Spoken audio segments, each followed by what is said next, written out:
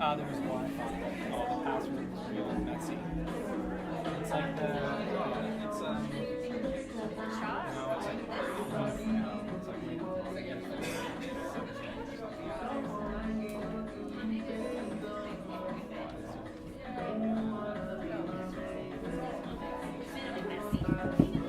the passwords are really messy. It's like capital U. I don't know. I'm gonna try.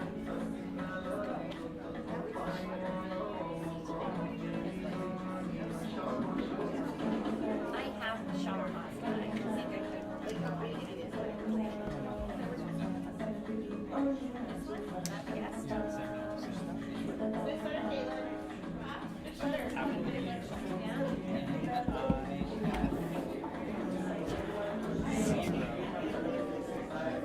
Seven, lowercase o, 7,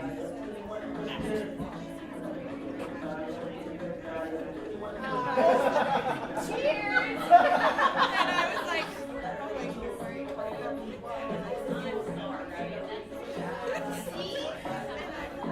if it's not, he can grab us our okay?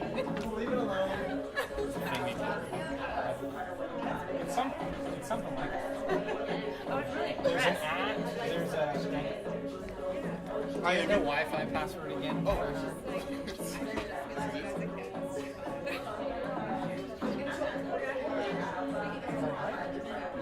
I forgot. I forgot the R. You know, I always see people doing like movies in the back where there's like but when I was in New York, that's how they wear them. That's for real. And I Especially if it's in. Yeah.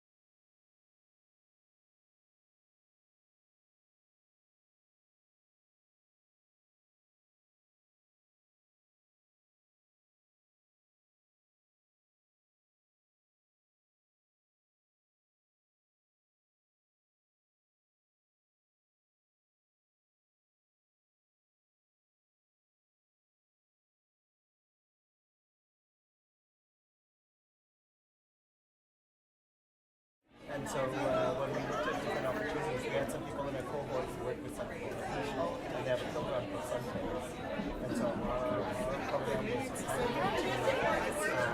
to evaluate which communities are leveraging that potential opportunity to be a part of the Sundays network, and how they can get more money as well as more volunteering through that organization. Yeah, and then we're hoping to spread it to other organizations, rather than just traditional sectors like like lining up, right? And it's getting more and more uncertain. So we have to start looking at where else is money coming from. Some of it is from industries, from other organizations that have community programs. So we have to start leveraging those opportunities. Wait. Yeah.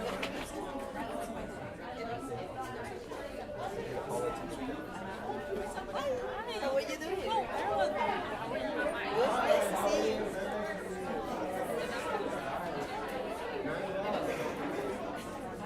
I did not put my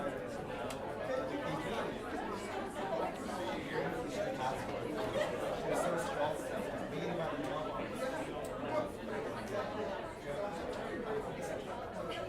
but you guys came out this morning.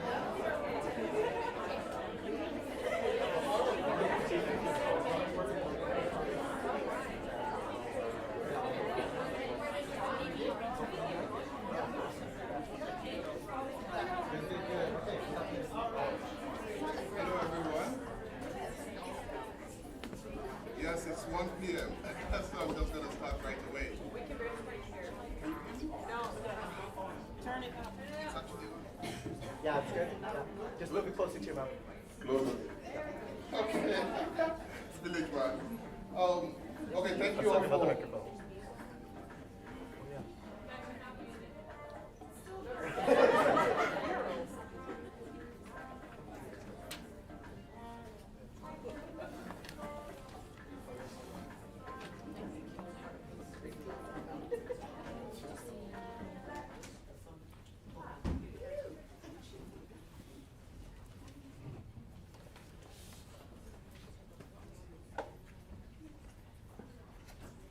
I didn't catch that. Thank you so much. So it's 1 p.m. and we're just going to start. Good afternoon and welcome, dear friends, distinguished guests, the Mayor and Council, ably represented by Councillor Funke, program sponsors and partners, FuseSocial Board of Directors, the Leadership with Buffalo Advisory and alumni, as well as incredible members of the 2023-2024 Board of Leadership with Buffalo. Thank you all for joining us today.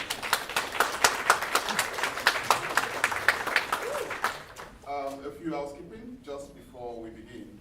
We have 2 washrooms in this building and they are located just outside these doors. So if you exit through any of the 3 doors, including this one, you're going to see the 2 washrooms just outside, labeled men and ladies, or brothers, sisters, whichever one feels best.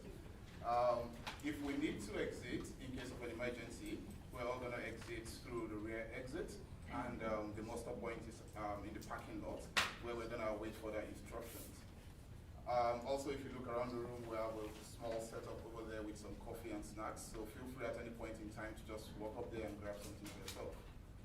My name is Ebenezer Olowo, and I'm the Leadership Coordinator for the Leadership with Buffalo program, run by FuseSocial, a social profit organization in Fort McMurray, which is committed to strengthening the capacity of social profits through education, leadership development, research, innovation, and collaboration.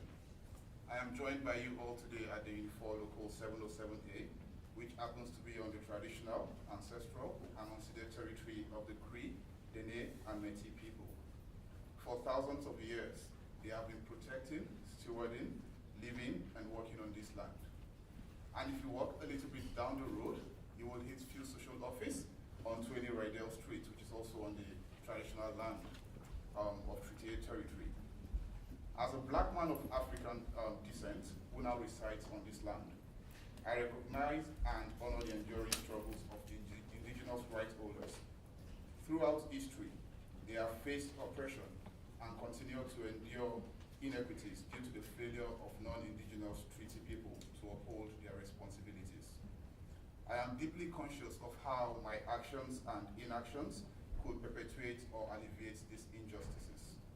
With humility and respect, I commit myself to actively supporting indigenous communities to the best of my knowledge and ability, advocating for their rights and working towards reconciliation and equity. I challenge you all present here today to commit to fostering understanding, solidarity, and collective action in dismantling systems of oppressions and building a future rooted in justice and harmony. I humbly pay my respect to elders past, present, and emerging. Thank you for your continuous guidance and wisdom, which continue to shape and drive our community towards a sustainable future. Leadership Wood Buffalo is a long-standing community leadership program that brings leaders together with similar aspirations and commitments to community building for about 7 to 8 months every year. During these times, they are exposed to training, team building, and networking opportunities. One of the most profound part of their learning journey is the community action projects, in which the team breaks into smaller groups and choose a socially innovative project to work on for a collective impact while developing their leadership for community development. We are all gathered here today to celebrate some of the projects that the 2023-2024 cohort of the Leadership Wood Buffalo have been working on. What started as a chaotic and rough process has brought us all together today to witness some of the beautiful presentations of some of the projects they've been working on. To the cohort members, thank you for your sacrifices and for trusting the process even when you didn't know where this would land. You were all strangers from the beginning, but you found some way to work together, listen to each other, compromise, and collaborate for collective impact. Now that we're near the end of the program, I want you all to remember that our journey to community leadership is far from over. Leadership is a continuous journey of growth, connection, and impact that never ends. The Leadership Wood Buffalo program is a tool, and I encourage you all to carry that tool with you as you continue to foster the relationships which you have built and steward the lessons you have learned to create a lasting, meaningful change. Now, I would like you all to join me to welcome Councillor Funke to say a few words before the cohort starts their presentation. Thank you so much, Councillor Funke, for taking the time to be with us today.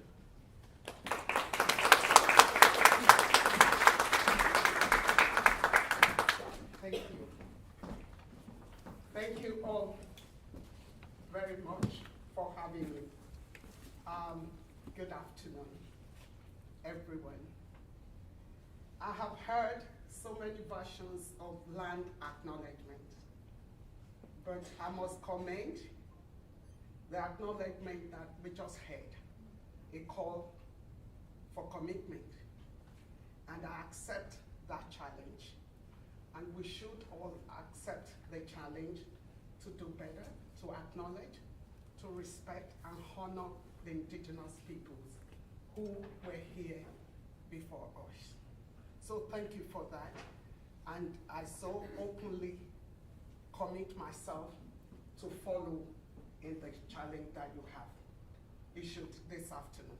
I don't think I have anything else to add other than I stand on Treaty 8 territory, and I respect the First Peoples, and we should commit to the honor that is due, and I'm committed to that honor. Thank you. You can clap if you want. Thank you.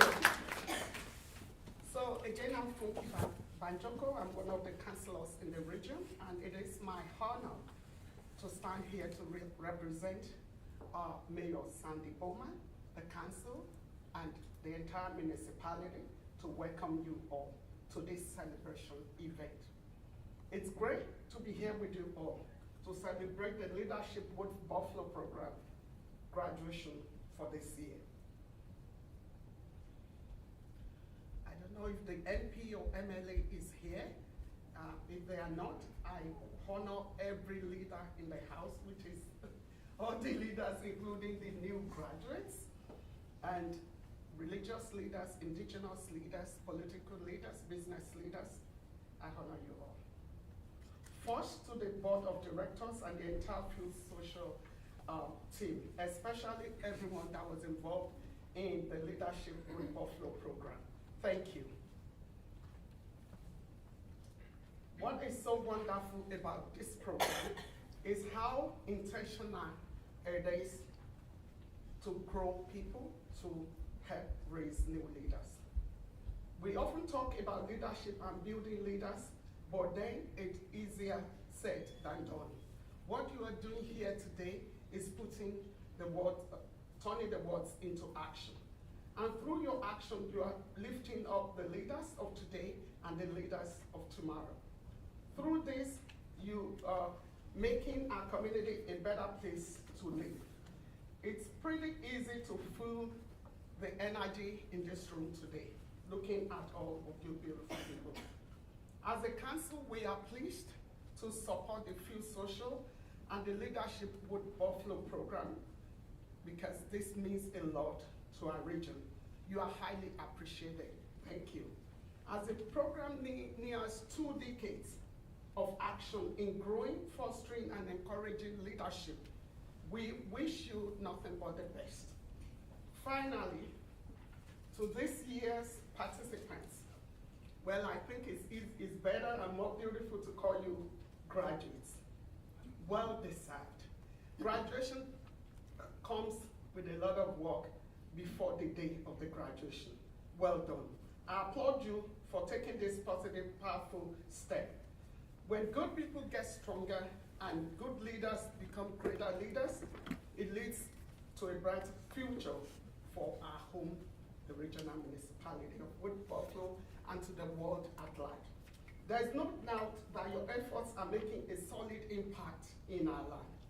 I'll leave you today with a quote from Margaret Mead, a renowned educator and academic in the 20th century. Never underestimate the power a small group of dedicated individuals can have in changing the world. In fact, it's the only thing that ever has changed the world.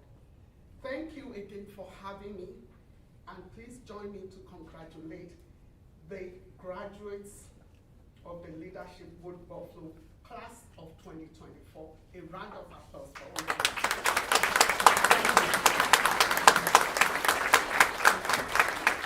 Thank you so much, Councilor Funke. What a powerful speech, great words of encouragement, and wonderful quotes. So, without any further ado, we're going to be going into the presentations. There's a little bit of change to the agenda, which is just a little different to what you have with you in terms of the break, but everything stays the same. So the first group, Captastic, will be coming up to present, and each group gets to present for 20 minutes. After 20 minutes, the audience gets about 10 to 15 minutes to ask questions, to make comments, to give feedback. I'm also aware that some of the organizations that have supported these wonderful groups are here, so if you have anything to say, that would be a great time, to step up and give a few words. We have the second group wrap up right after the questioning and comments are done, and then we're going to take a quick 20 minutes break, and then we come back. Now, during the break, you're able to mingle, converse, you go to the table over there and get some things to eat. You want to talk to me, learn more about the program, I'll just be around just look for me and drag me. I'll follow very obedient. And then we have the last two groups, the mentalists and giving the sleeping, and we're going to have like the closing. On that note, I'd like to welcome Team Captastic. Come on.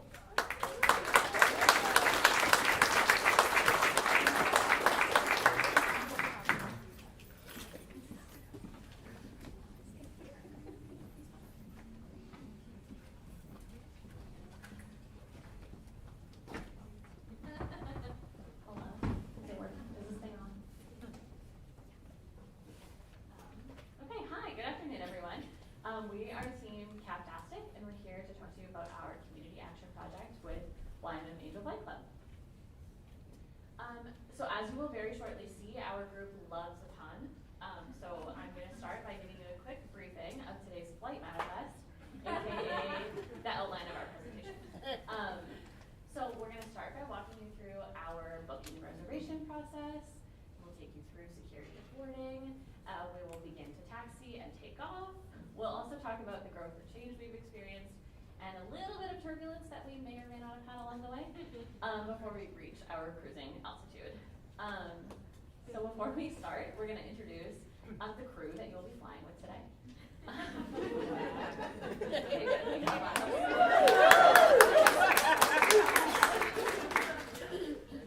so hello again. My name is Angela. I am marketing and advertising coordinator with the Regional Recreation Corporation of Wood Buffalo. I grew up in a small town called Bonaccord that you've probably driven by on your way to Edmonton. I made Fort McMurray my home in 2018. My absolute favorite thing in the world is my cat. His name is Chase. He's very fluffy and cute.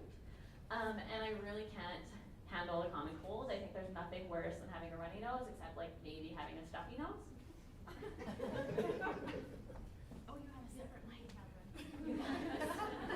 Hey everyone, my name is Caitlin Bender. I'm a generalist in children's services with Athabasca Tribal Council. My hometown is Yorkton, Saskatchewan, and I made Fort McMurray my home in 2021. I am in a love-hate relationship right now with the Toronto Maple Leafs. I am in the delusion phase right now, but after like last night's game, my hope is diminishing, and at least the golf courses are now open.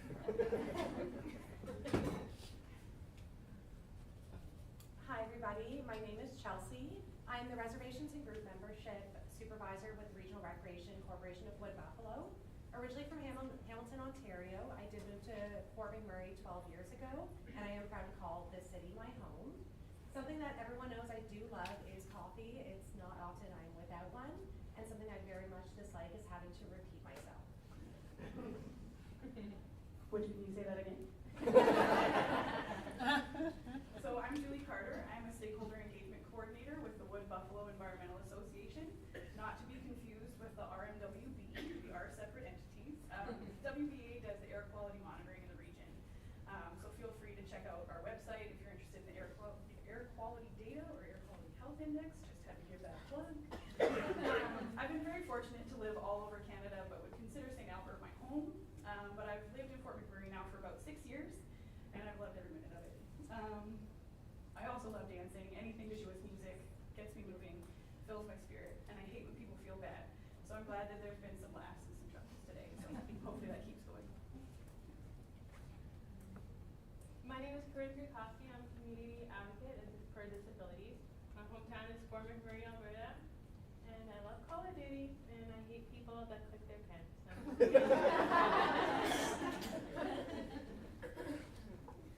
For booking and reservations, the first thing we needed to do was to get together, work on our team charter. We learned about each other and our values and determined how we are going to work together for the next 7 months. We generated lots of ideas related to raising awareness within the community. So many ideas. We chose a project with YMM Angel Flight Club. They requested assistance with raising awareness and also some behind-the-scenes support so they could get the message out about them as an operation. And we also wanted to share with you our team norms, our core values with you today. Our core values, teamwork, accountability, respect, community, humor, and creativity.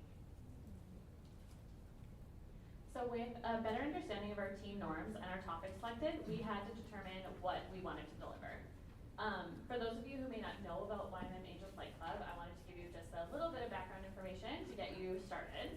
So if you take a minute and you think about all your friends, your family, your colleagues here in Fort McMurray, do you know anyone who has had to travel for a medical appointment? I'm seeing nods, I'm seeing hands raised, so you guys know what I'm talking about here. Traveling for appointments is extremely common in our community, especially when people need specialized care.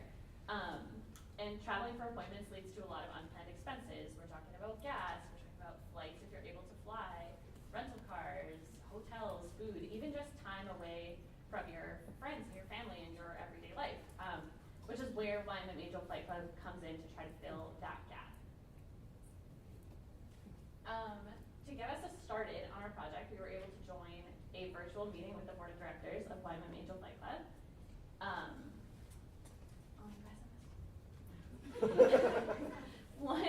I'm going to say this because it is actually important. YMM Angel Flight Club is an organization made up of volunteer pilots flying volunteer aircraft who are dedicated to providing RMWB residents with efficient, no-cost air transportation to non-emergency medical appointments. That's actually what they're about, so I should say. So to get started, we were able to join a virtual meeting with the board of directors of the YMM Angel Flight Club, and to learn more about their organization and about their current goals. And from that meeting, we landed on 3 distinct deliverables that we wanted to work on over the course of our project. And that was updating their business plan, assisting the board of directors in the creation of a strategic plan, as well as helping to complete an application for charitable status with the government of Canada. So the first deliverable that we got started on was updating the business plan. So YMM Angel Flight Club was founded in 2019, and that was when they created their original business plan to guide their operations. That plan was created with a goal of purchasing an aircraft that could be operated by volunteer pilots to provide angel flights to community members. Over the years, that goal has shifted. McMurray Aviation has a fleet of aircrafts that can be used for angel flights. So the organization is looking at creating a formal partnership with McMurray Aviation to provide flights through a chartering service instead of the purchasing a plane, just as a more cost-effective option.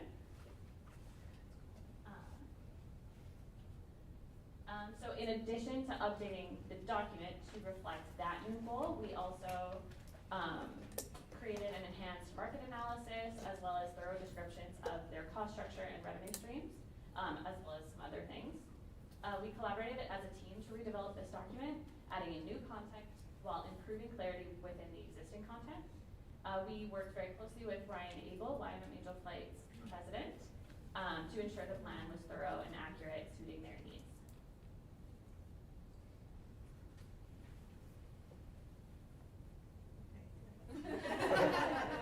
In creating the strategic plan for YMM Angel Flight Club, we surveyed the board of directors and president for their engagement and input for what they would like to see reflected in the strategic plan. Completing a strategic plan for YMM Angel Flight Club was a crucial step in the process to allow for clear direction and focus for the organization moving forward, especially as we worked on completing the business plan. The strategic plan serves as a roadmap for the organization, guides its actions and decisions in a way to maximize the organization's success and long-term sustainability. We were able to help YMM Angel Flight Club identify potential risks and challenges, as well as current and future goals for their organization. This process allowed our CAPtastic team to take a deeper dive into the core values of the organization and really format a good roadmap for YMM Angel Flight Club. Their core values included safety, integrity, accessibility, dedication, compassion, and excellence, and community. When we initially presented the survey to Ryan, I had listed them, asking him to identify which of the values held the most importance. When Ryan responded, he had not ranked them in a specific order, but noted that they are all equal in value to the club. This stood out to us and really challenged our thought process on just how much these values are all equally important. These values were non-negotiables for YMM Angel Flight Club. It allowed us to have this reflection. These values are not just how YMM Angel Flight Club treats one another or our community members, but how each of us have treated each member of our cohort through this journey of growth, development, and improvement. Over the course of the past 7 months together, we've learned a few things along the way. So we learned to leverage resources to increase efficiencies or find efficiencies, including leveraging our team's skills and perspectives, finding access to meeting spaces, using virtual platforms, and networking to better understand information and processes related to our project goals. We learned about each other, how we work, communicate, and get things done. And we also learned about ourselves. We grew in our strengths and learned how to become better leaders. And not only did we learn about each other, but we learned from each other, because each of us brought really unique strengths and skills to our team and the project. And then I have to say our fun game got stronger thanks to Chelsea. And while we anticipated a smooth flight, we did experience some turbulence along the way. So some of our biggest learnings were related to the charitable status application process. So while we provided a lot of useful information and clear instructions, our team's collective lack of understanding of this application process kind of had us flying in circles, so to speak. And it wasn't until near the end of the project deadline that we really understood the true roadblock for the YMM Angel Flight Club.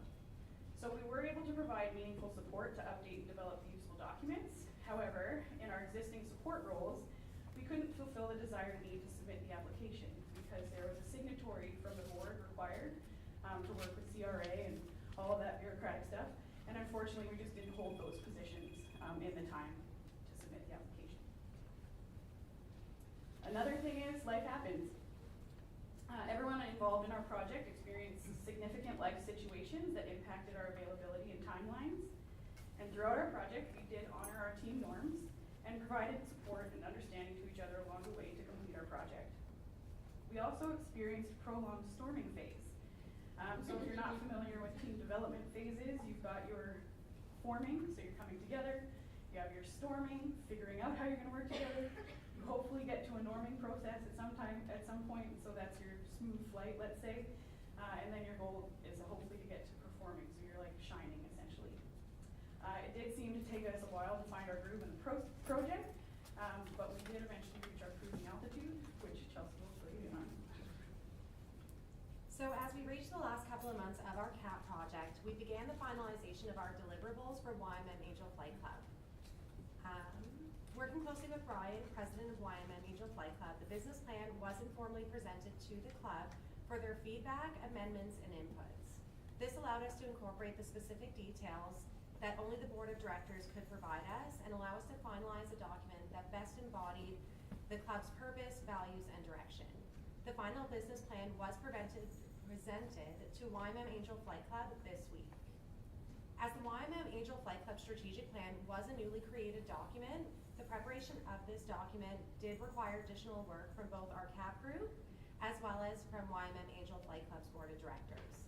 This document went through final review and was actually also delivered this week. Though this presentation does end up representing the end of our partnership with YMM Angel Flight Club through the Leadership with Buffalo program, our group does maintain their ongoing commitment to the club, remaining on as a supporting asset as they continue to work their charitable status, as well as embarking on the future goals to grow the essential service in the Wood Buffalo region.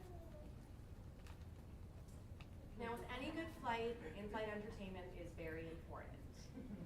And if I could say, if only there was a blooper reel that we could share with you today on some of the best moments that we've had over the course of the Leadership with Buffalo program. Though no one ended up stuck in a virtual meeting with a cat filter on, we definitely spent our time in the Leadership with Buffalo program working in a group of a CAP project group of amazing individuals. From our Taylor Swift education and Call of Duty discussions to even dealing with our excessive pen clicking and trying to join Julie's vacation in Vegas by scheduling a CAP meeting. We did end up finding humor and friendships within all of our meetings together. Our team experienced so many highs and lows, both personal and professional, over these months, but we found strength in our group members that helped us all grow as individuals and professionals.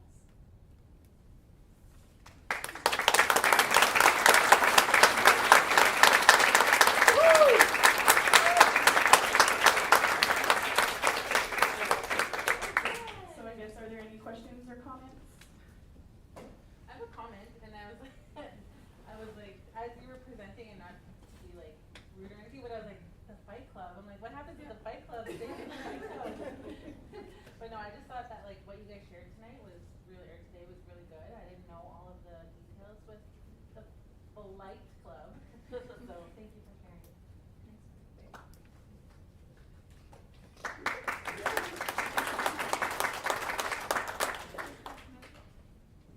I can speak louder. Okay. YMM Angel Flight Club. I just want to say thank you for taking on this work for us, because it was a work that we got stuck on as full-time jobs somewhere else as directors. So just thank you for taking on our project and putting vision to something that we have in this community. So thank you.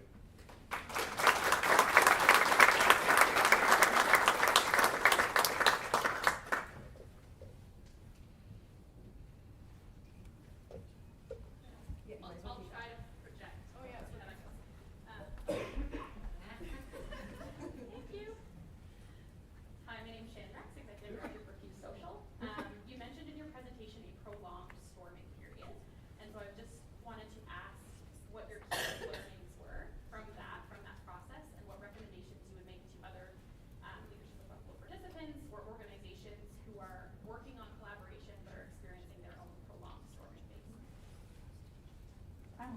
microphone and I also said the phases. So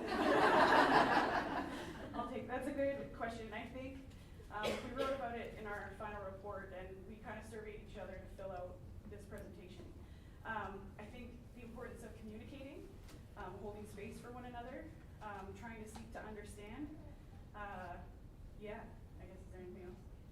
I would add, I think like we all had this like idea, like so something as simple as getting together and like meeting. We had this idea where we wanted to be able to meet in person, and we're like, okay, well we have workers at the island, okay, we can go get hot pot, and we can go do this, and then someone has an appointment and someone has something else, and like we just couldn't figure out a way. And then like as our time went on, we were like, can we just jump on a Teams call for 10 minutes, and we just like started to be a little bit more honest with each other about like, is this maybe just not gonna work to be able to all get our schedules to line up and get together. So we're like, over the last like 2 months of this, like sneaking in an hour here and there whenever we had time, and that was what worked for us. But it took us a while to like figure out that that was what we wanted to do. I think just maybe being flexible and being honest about commitments might be at least what worked for us.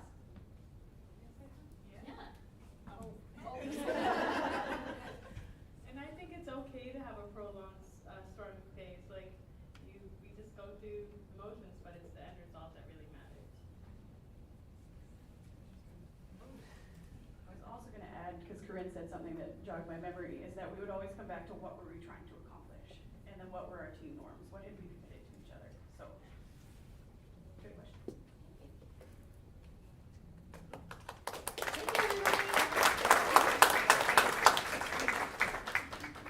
Thank you, and thanks for the presentation.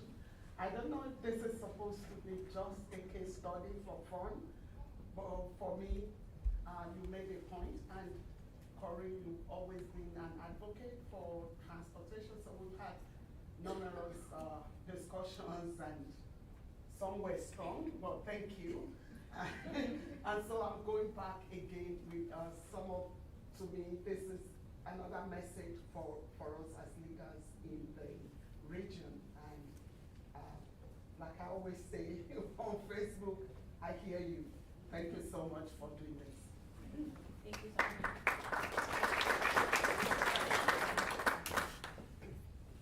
I also just wanted to commend the group for finding organizations that don't have the regular kind of airtime, if I could call it that. There's a lot of organizations out there that don't have a paid name attached to them. So the fact that you sought out a smaller organization that might be struggling with capacity, I think it really speaks volumes and is a huge strength of this program. So thanks for that.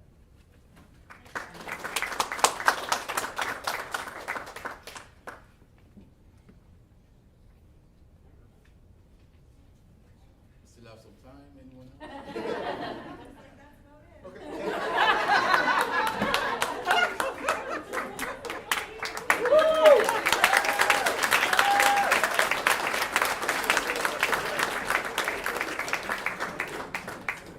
Thank you so much, Team Captastic. That was captastic.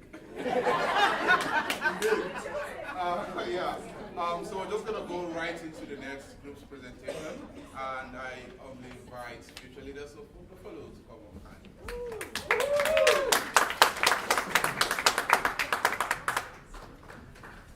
All right, we're gonna just take the stage here.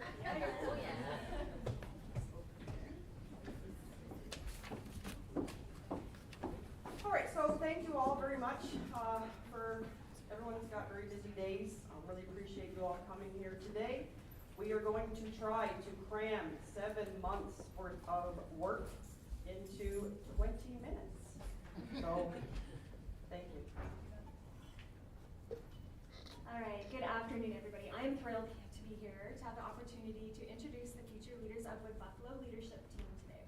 Our cohort consists of individuals with diverse backgrounds, expertise, and a shared passion for youth leadership in the community.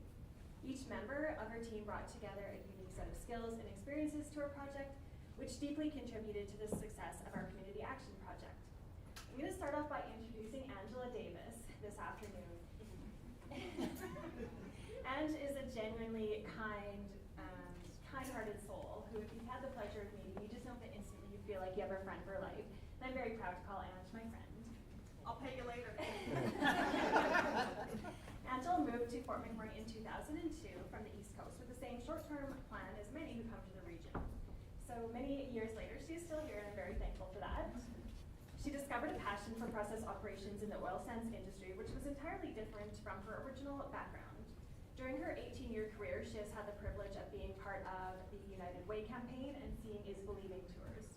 Until she joined the Leadership with Buffalo program, her involvement in the community outside of the annual United Way campaigns was limited to word of mouth by asking friends and family who worked in the community sector. Through Leadership with Buffalo, she has learned more about how our community partner organizations work and how she can better match her skill set with the needs of an agency to better give back to this amazing community. So welcome, Anne. But wait, I'm not done. We have 3 fun facts to share about Anne today. So the first fun fact is that she can currently deadlift over 110 pounds, which is very impressive. She is a huge lover of music, and this is her quote. She claims that her self-assessed lack of talent has kept her as a spectator only, but she says not for lack of trying. And to me, I thought that kind of sounds like maybe we should go for karaoke one night. And then finally, she loves telling a good grown dad-worthy joke. Good grown-worthy dad joke, and I'm going to put her on the spot right now to share one. Why was the bicycle leaning against the wall? Why? Because it was too tired.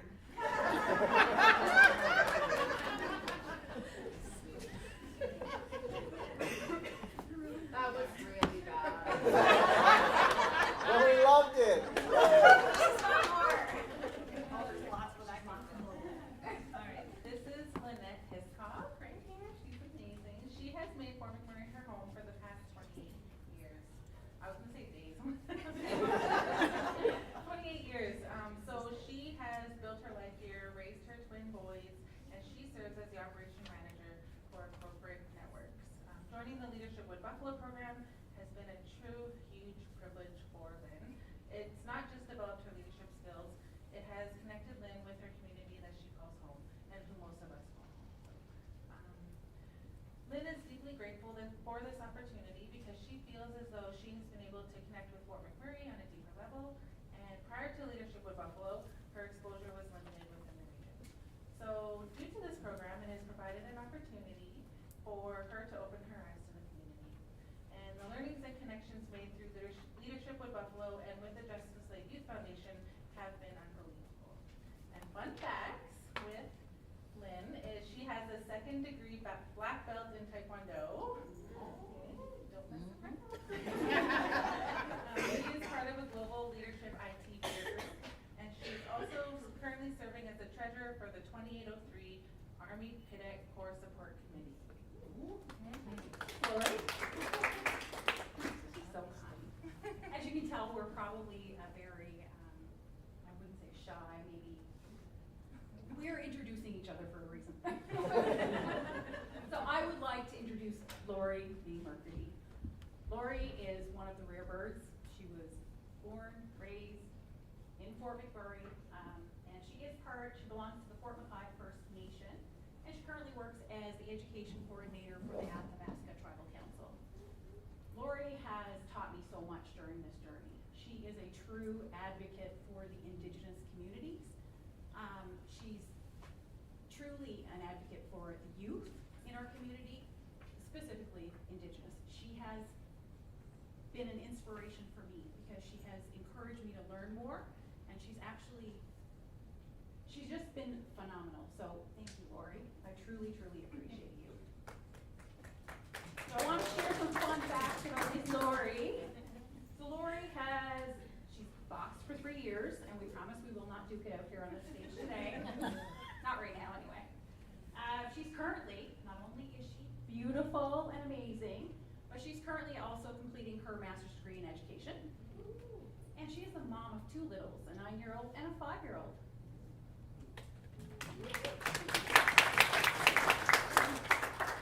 Okay, folks, I have the privilege of introducing, last but very not least, Melanie Asher.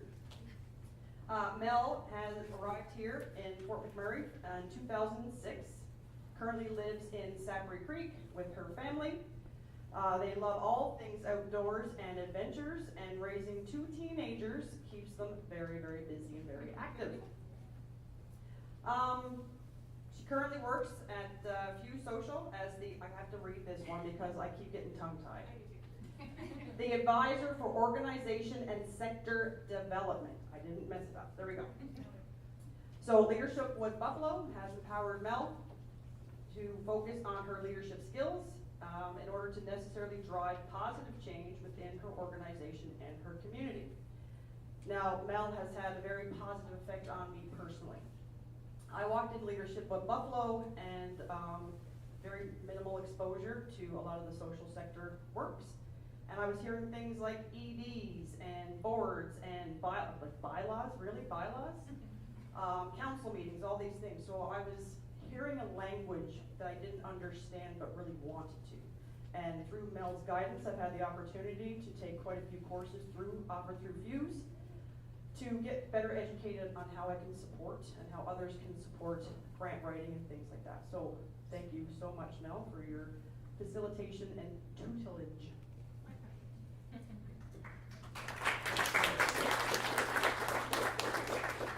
And oh, your fun facts there. I'm getting all weepy here. I almost forgot about your fun facts. All right, so to continue on with the strong group we have up here on the stage, Mel is a certified yoga and fitness instructor. She is ambidextrous. We tested this. There's been proof. As well as she sits as the vice chair on the Wood Buffalo Food Bank Board of Directors.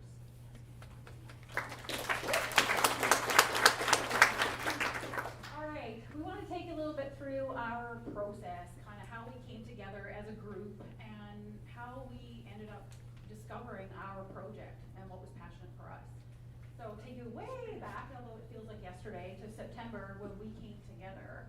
We were one of few, or maybe the only cohort, we were not given projects. We were kind of just thrown in with, quite honestly, we were all strangers. We were thrown into this group kind of and said, okay, you're all together, you're gonna learn, and now you have to come up with a project that you're actually going to develop together over these next 7 months. Like, wow, what are we gonna do? What drove us together, it was our passion for youth and what they bring to the future. We are all parents, some of us are educators, we have all worked with youth in some way, shape, or form. And if they're not the ones that we can impact, who are? It was truly a passion for us. So when we came together, it was tough in the beginning. We didn't know each other. But we took our time, we got to know each other. We ended up coming up with a criteria on how we were going to vet organizations. How are we going to find out who we wanted to work with in the community? We knew we wanted to work with youth between the ages of 12 to 18.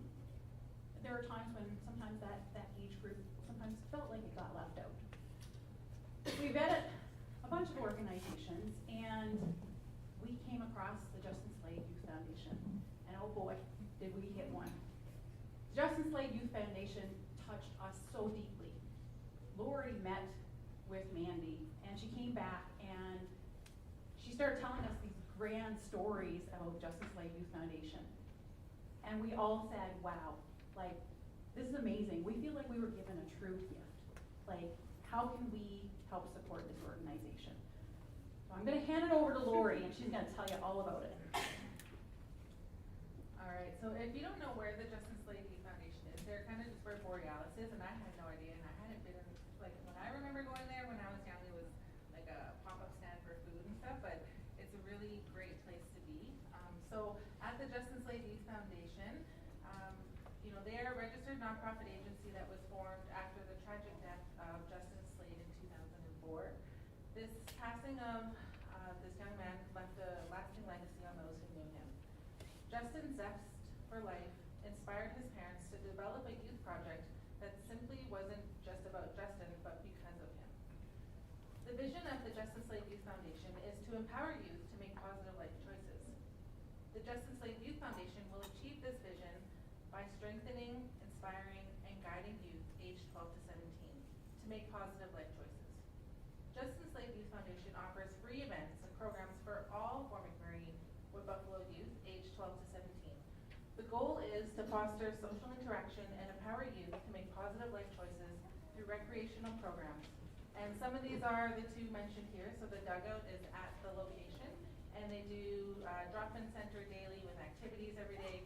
And if you ever have a chance to go there, if you're interested, if you have youth, like anyone in your life who is a youth, I really encourage you to go there, and you will see the love that is like reverberating in that space. It's just it's a joy. It's a real joy to be there. And they also have another program which is JSYF Presents. So this is kind of like outside of the dugout, and they do programs with like sports, cooking, crafts, and field trips. All right, so the project we took on to help support the Justice Slave Youth Foundation. And when we say that we were given a gift, we were literally given a gift. So the Justice Slave Youth Foundation and Mandy and her team has struggled for quite some time to try to get the Youth Advisory Council stood up. From wildfire evacuations to floods to pandemics, probably even pestilence at some point in there.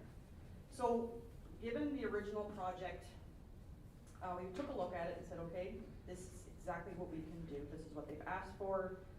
Through collaborations, what is it that they want this to look like versus us going off in our own little bubble, developing something for a group of youth. Because I don't know about you folks, but I'm not 12 to 17 and not much older than that, but I'm not quite there yet. So how can we as a group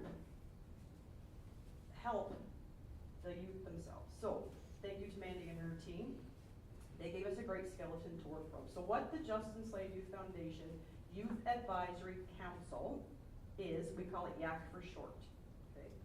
So what this is, it's an advisory council based and geared toward the youth that utilize Justin Slade Youth Foundation programming. So this is specific to Justin Slade Youth Foundation. And what the objectives are to serve as a platform for youth to express their ideas about programming and events, initiatives, gain experience in project planning, and support local organizations through volunteering. So the requirements are that each youth is expected to commit 30 hours of volunteer work throughout the year. The group's goal is to have between 9 and 11 youth that utilize the Justin Slade Youth Foundation programming services. And it will provide an opportunity to impact and influence the future programming of the Justin Slade Youth Foundation, learn and grow by developing teamwork, leadership, problem solving, and project management skills, build friendships. In return, the volunteers for the Justin Slade YAC will be recognition. So the youth committees, they look great on resumes. Rewards, the volunteer hours can be cashed in for rewards of the Wood Buffalo volunteers. And again, the only ask is commitment of 1 meeting a month. The opportunities that this YAC will give to people who do not have much of a voice within the Justin Slade Youth Foundation to build their confidence is going to be invaluable. And that's why we chose the YAC. So I'm going to walk everybody through our brief timeline here. So we started off by a collaboration with Justin Slade Youth Foundation. And when we initially met with them, we talked about some other ideas that we could potentially collaborate on. So we talked about marketing, fundraising was a potential opportunity as well. But as we said, once we heard about the Youth Advisory Council, we instantly knew, without a doubt, that that was the project that we wanted to work on. So from there, we took the information that was previously worked on, and we give it a bit of a revamp. So we refreshed that information, updated it. Then we took the next step of creating and printing the brochures. So we made sure that those were delivered and we were able to be distributed to the youth at the foundation. Then our favorite part, this is where we left off, and we still have more work to do, but we did a presentation to the youth. And we dressed up as old ladies, older ladies, because we were emphasizing the fact that we were, we maybe might be a little bit out of touch to what the youth these days are looking for. So it was a really great time. There was so much laughing and everything, and we're not sure. I keep saying, I don't know if they were laughing at us or if it was that funny. So I think there's a recording of it out there somewhere. But it was really fun, and there was a lot of engagement, a lot of questions, and applications are starting to come in. Our next step, and because we're not done, and we're not planning to just end as soon as this program is done for leadership with Buffalo, but we are going to be continuing to work with the Justin Slade Youth Foundation to see this through. So next step in the process would be committee selection, and then of course we want to be there for at least the first Youth Advisory Council meeting. And then at some point in time, this will be handed over. All right, a little bit of the process. So with any project or anything that we do in life, there are ups and downs. Some of the successes that we had were the meetings. We were very, very consistent, on time, and able to connect with each other. And it kind of just worked out that way with our schedules. And I know Captastic mentioned earlier, it's really different with each team. And so for us, we all work in an office. We all use our lunchtime. We all kind of sacrifice that way. So it was really nice to be able to have success in our meetings, because that's not always easily achievable. Another thing we did, Anne, she printed 500 brochures. She had an amazing design on the brochure, and it's lovely. The kids really took to it. It's informative. It was really, really successful in terms of advertising and marketing within the Justice Slade Youth Foundation. Synergy, the collaboration between us, we were really, really lucky to have such a good team with good people, good hearts. So it's just, we're really just blessed in that way. And the youth had positive feedback from when we came in looking like old ladies. One of them actually thought one of us were, they were so shocked when she took off her wig. They were like, "You're actually not an elder?" They were shook, it was so funny, but it was engaging. And in order to engage with youth, you really have to make things fun and entertaining. So it was really good feedback, and they were really excited to learn more about the YAC program and how can they be involved. And they were happy to know that we were not serving liver once a week. One kid. One kid, he did want to have liver. He was like, "What about that liver you talked about?" No, it was a joke. But and the relationship building, this is obviously part of any project and everywhere we work. It's always about relationality. So within ourselves, within each other, with our cohort, Justice Slade Youth Foundation, Mandy, you guys have been truly wonderful to work with. And another thing is we've had people or organizations outside of the Justice Slade Youth Foundation. Athabasca Tribal Council is very interested to see how we can possibly extend this sort of council for the Indigenous youth in the region. So when it comes to the impact, we're hoping that it kind of reverberates a little bit further. But within the Justice Slade Youth Foundation, we're so grateful to work with you. So thank you.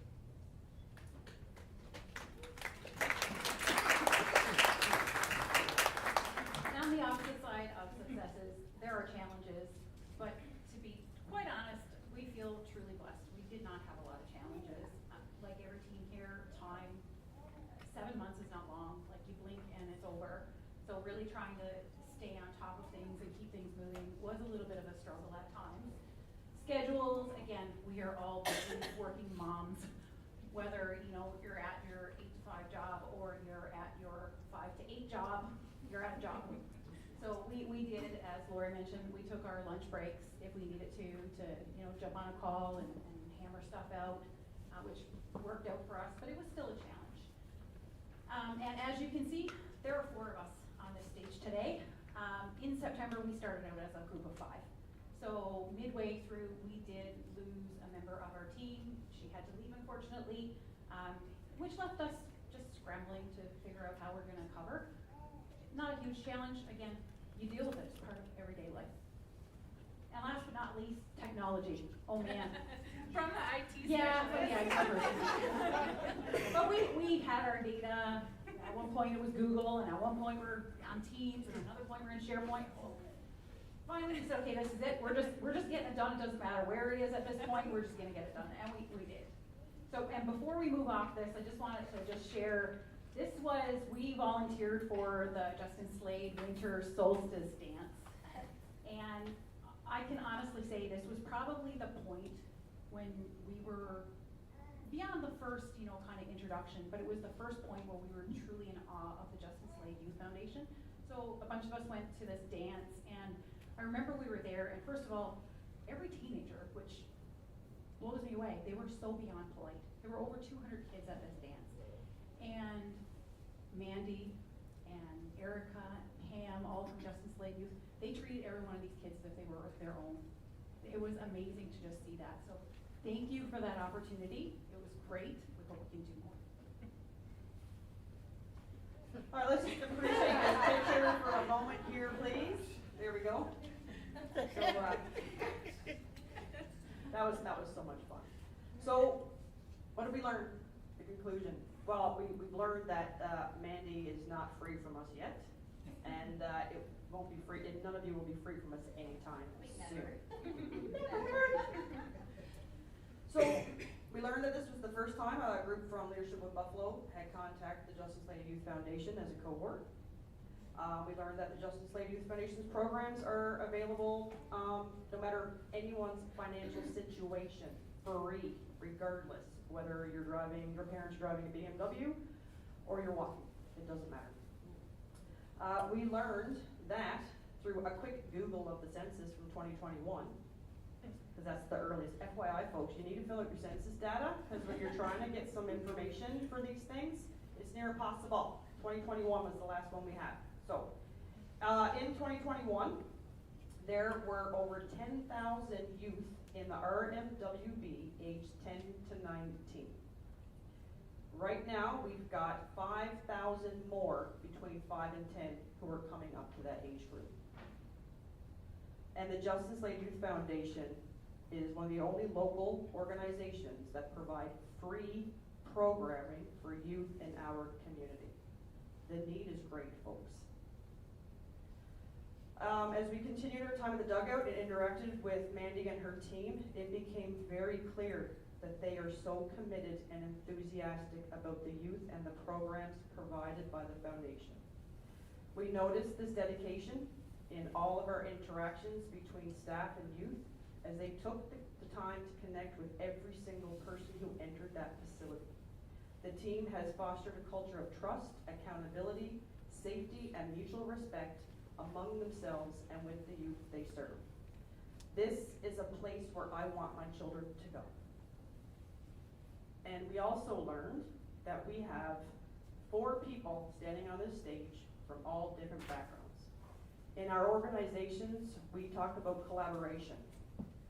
But one amazing thing that we learned here is that when you collaborate outside of your own sector, the amazing things and the amazing relationships that you can bring to the table and learn from each other, even though your businesses are entirely different, it's amazing what we can do and accomplish.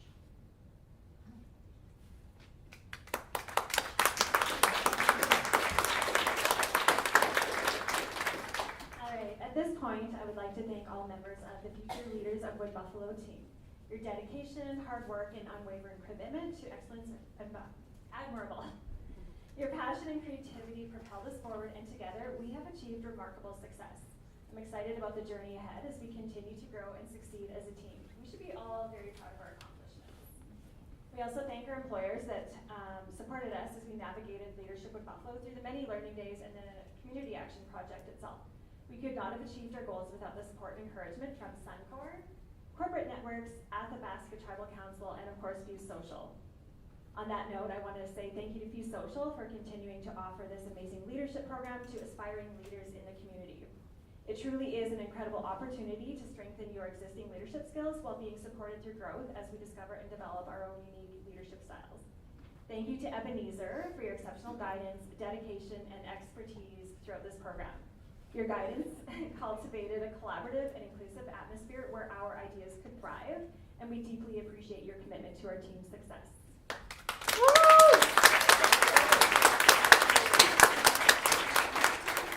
And finally, we would like to thank Justin Slade Youth Foundation for their support. We were impressed and inspired by the dedication of the entire team. From day one, we felt like we were a part of the family. It was an absolute pleasure getting to know every single one of you, and we look forward to continuing our offered support in the future. And at this time, I would like to invite Mandy McDonald, the Executive Director of Justin Slade Youth Foundation, to come onto the stage to say a few words.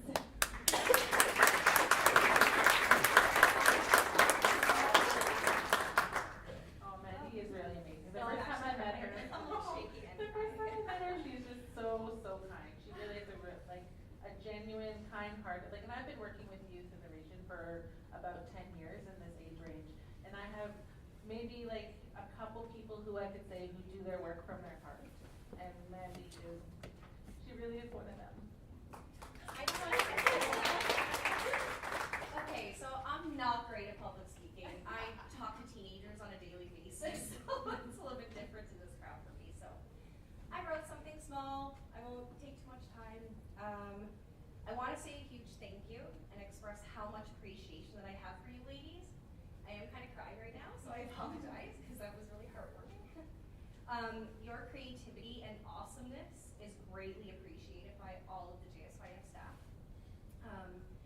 Working with you has been delightful because of your energy and the passion that you made every meeting make it feel like it was less work and more like we were hanging out as friends.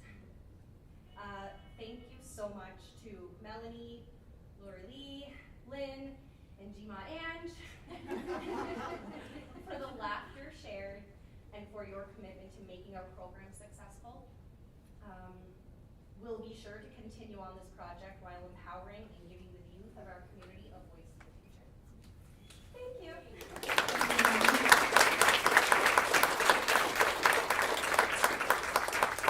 And at this point, we will open it up to questions from the audience.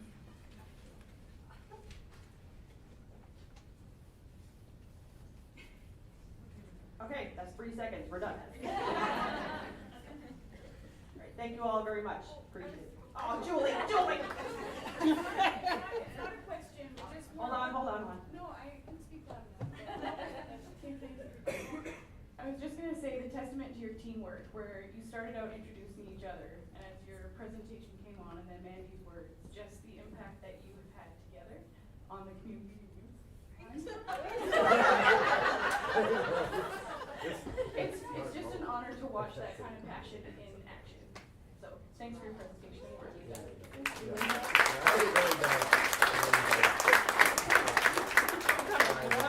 Going twice, and we're done. No, we're done. Okay. Thank you all very much. I'm almost scared to ask them questions. So I'll make my question a comment. I've been to Justin Slim Foundation a few times, and I must also commend the program and the passion of the staff, and also the friendliness of the kids.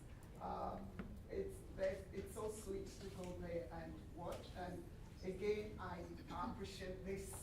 I don't know if it's case study, but again, you've made a statement, and they're the only free youth program in town. I heard that loud and clear, so I would also want to appreciate you, and hopefully we'll support you more in future. Thank you so much. And I heard many times, even the other group, I heard relationship. So that's so key, whether we are in the same organization or outside. Is this the little group? No, we have 2 more. I was going to brag that we only have female graduates this year.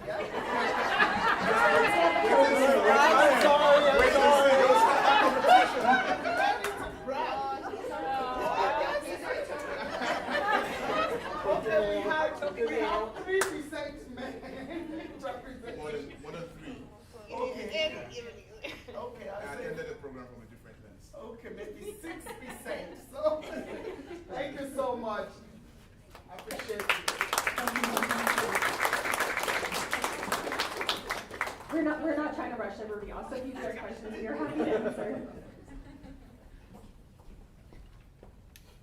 Thank you, Ange. I just want to make a comment too, just on behalf of Suncor especially. I think that the dedication that you step forward to do this volunteer activity, it's a big step away from work and from your home life, and it takes a lot of dedication, especially for those who have, you have work, but you have your kids at home too. So it's a lot of commitment. So thank you for what you all put in for the past 7 months, and obviously for what you're going to continue to do going forward. So thank you. Thank you.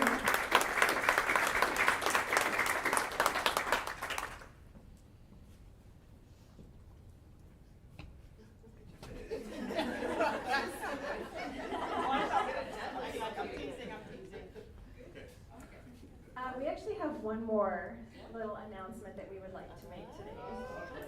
Today is Ebenezer's birthday.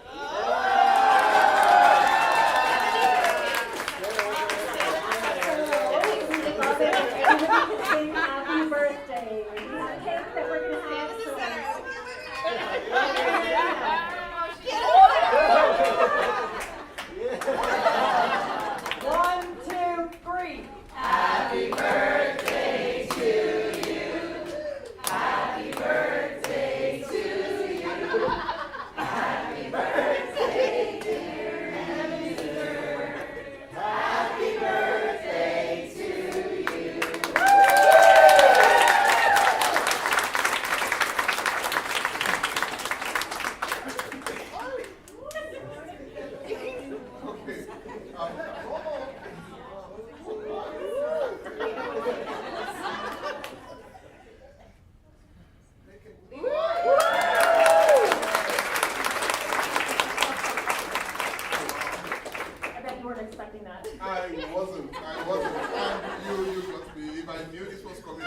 be outside by now. So thank you so very much. Yes, I'm just gonna do this. So quick one. I remember when I first got into this role, I got talking with Shona, with my supervisor, seated over there. And one of the conversations was, oh, we have applications running and these are the timelines. Like, it's what we usually try to do as soon as applications are out, all of the timelines are out there as well, just for people to know what they're committing to. And I saw April 25 and I looked at Shona and I'm like, it's my birthday. And Shona was like, really? I said, yeah, but I mean, what other best birthday gift is it to see like these wonderful people doing their presentations on that day? The only thing I didn't foresee is this surprise that I have to show up in front of the camera and do, you know, the whole candle blowing thing. Don't worry about the hat. Yeah, oh yeah. And there's But nobody in the cohort. thank you Sorry. so very much. No, it's okay. It's okay. You guys are always setting me up, so that's fine. Thank you all. Thank you so very much. Thank you, everyone. It's such a privilege. It's such an honor. I feel like it's one of my very best birthday celebrations so far. Thank you. It was a surprise, very like sharp one. It was profound. Yeah. So thank you so much, future leaders of Wood Buffalo. Thank you, Mandy, for coming here. It's 2:05, so we're gonna take a little break for about 20 minutes. You get to mingle. We have snacks at the back. Please don't leave. We still have 2 more groups to present. Really amazing presentations, and I have a couple of great stuff for also at the end. Thank you all for joining us again.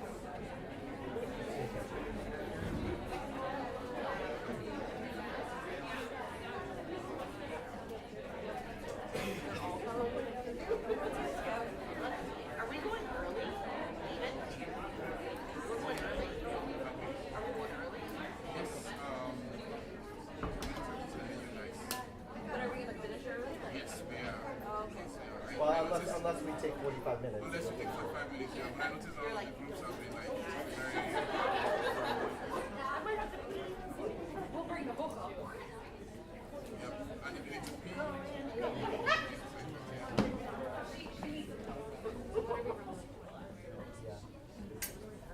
Okay. Welcome back, everyone. Very good energy around the room.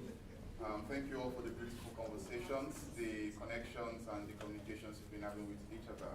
So we're going to dive right in to the presentations. And I'd like to invite the mentalists to come up and present.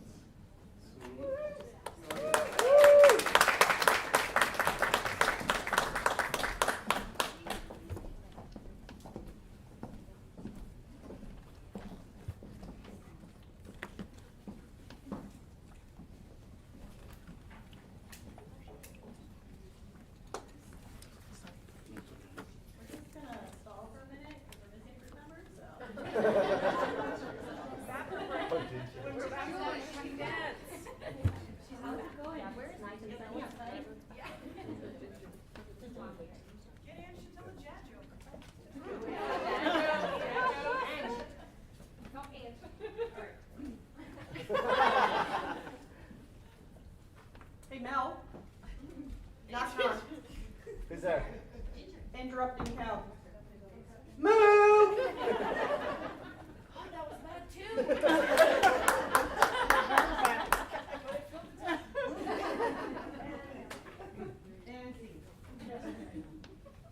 Thank you so much for coming. Good afternoon. I just wanted to explain our name because some people asked. We are the Mentalist. A mentalist is someone who demonstrates extraordinary mental power, such as mind reading. So you caught us, we can all read minds. We have a superpower. But seriously, we wanted to, as a group, pinpoint a core need of the community and find ways to address it. So hence the name. So a little bit about myself. My name is, if you don't know me, my name is FuseSocial, and I work for the government of Alberta as Senior Program and Policy Advisor. My second job is with Girls Inc. I'm a former interim executive director for Girls Inc. too. I moved to the region here almost 10 years ago, and my work experience expands from government to nonprofit. So I feel like I bring the best of both worlds, the creativity and boundless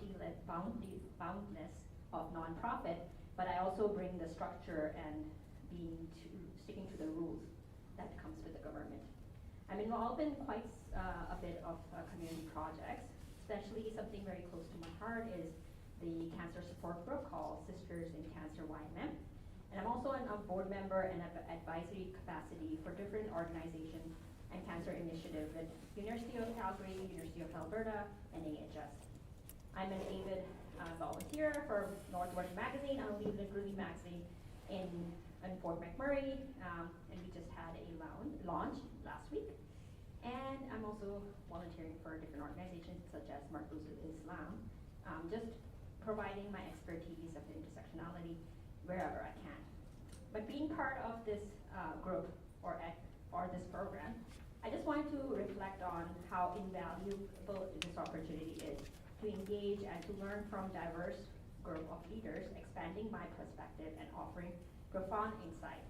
Something that I'm very grateful for is the discussion that were fostered with our time together, especially where we felt safe, non-judgmental, and accepting of our unique perspective.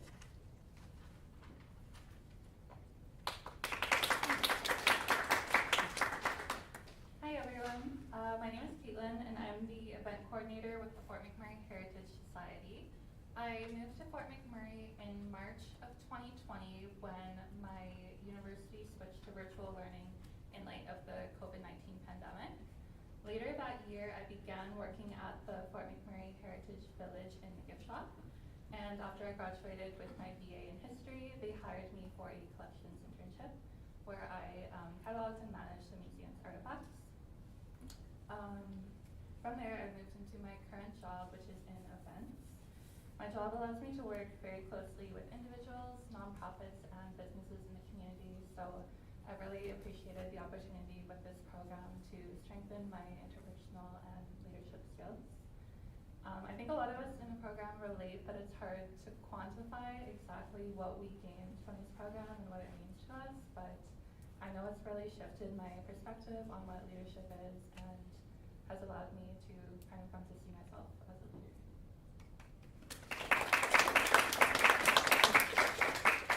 So good afternoon, everyone. My name is Caitlin Houdini, the third Caitlin in our cohort.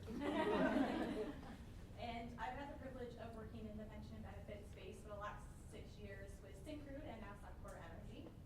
My family and I moved to Fort McMurray 18 years ago from London, Ontario, and despite a few leaves for educational opportunities, I've always felt myself being drawn back to the region, not just for the industry that is here, but for the vibrant community culture that exists. I've always just felt this magnetic pull back to being a part of this community.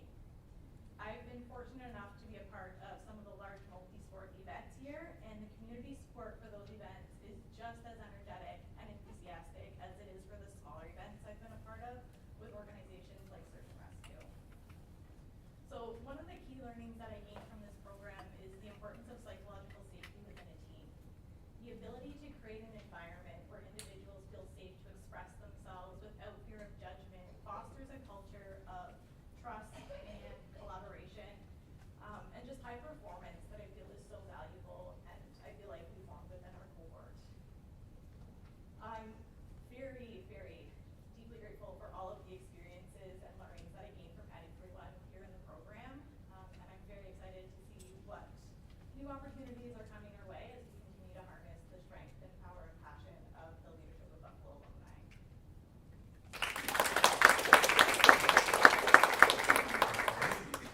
I'm Amanda Parsons, as you can read up there. But I work with the Regional Municipality of Wood Buffalo on the Community Plan on Homelessness portfolio. I'm not going to say my division or my department because it changes every day. Sorry, Janelle, she's right there. So I've been in the region for 13 years, I think. I started off working with nonprofits, and then I moved up into government. When I first moved here, I started volunteering with Big Brothers and Big Sisters, and I became a big. I was matched with a little for over 6 years, and we stayed together until she aged out. And now she has kids and growing her own life, so it's pretty cool. Since then, I have been married, and I am raising 2 little energetic boys who are the nemesis of my life someday. They are 2 and 5. So some key learnings that I got from the program is that I am, sorry, I lost my thought, that I am taking with me is the self-growth that I've gotten. The openness for everything, the openness for everyone around me, and the biggest thing was that leadership starts with my self-growth, and that was the biggest key that I got.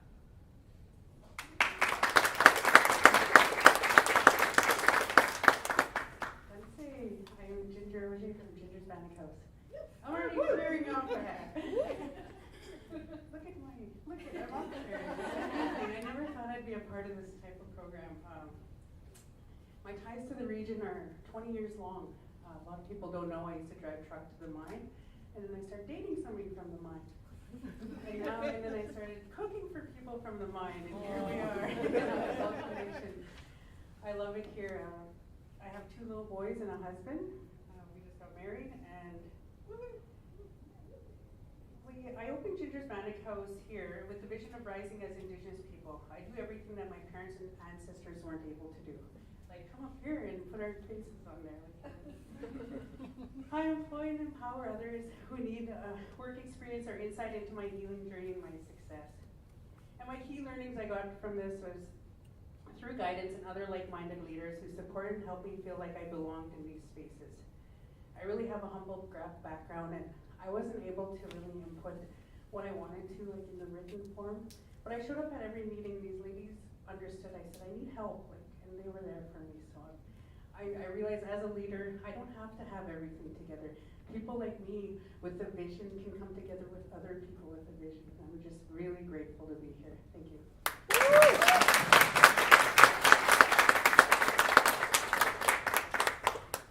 So now that our group has had a chance to introduce themselves, I'm going to go over how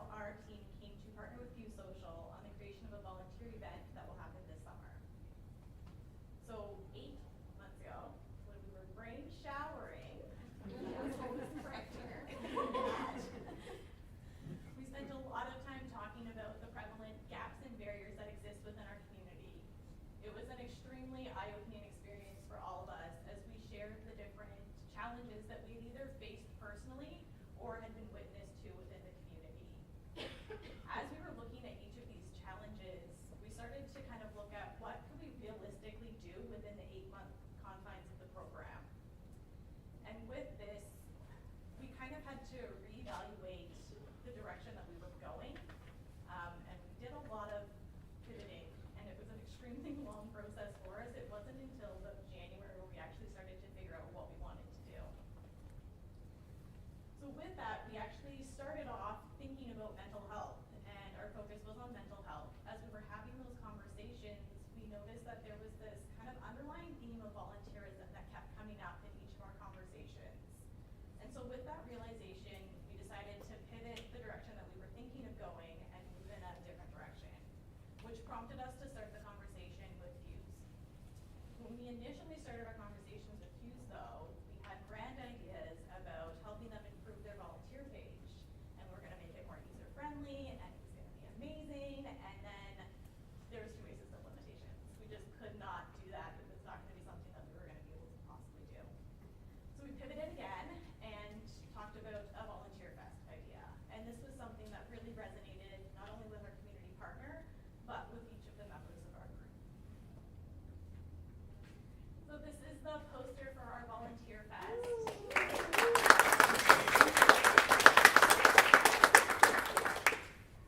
And we are very excited to be hosting this year's event at Heritage Village. Our event is going to have several different components to it. The main component is going to be booths set up with nonprofits at them for them to engage with members of the community, share about their organization, and also provide them information on what their volunteers in their organizations do to help see if there's any opportunities for members of the community to join them.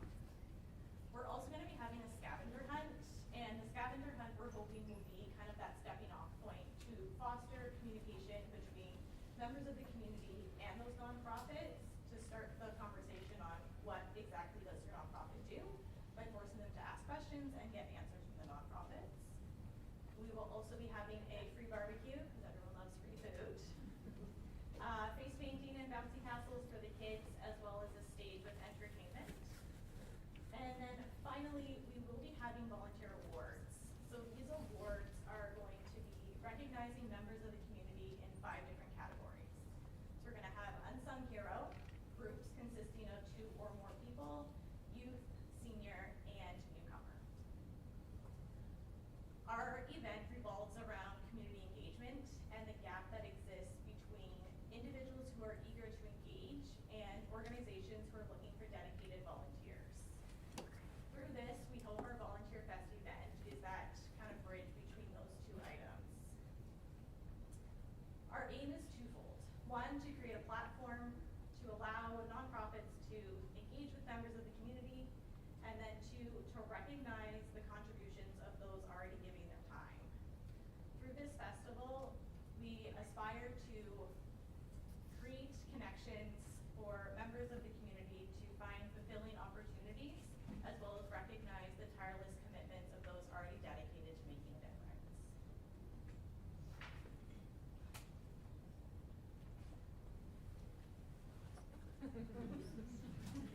They made me the one to multitask. I don't know why.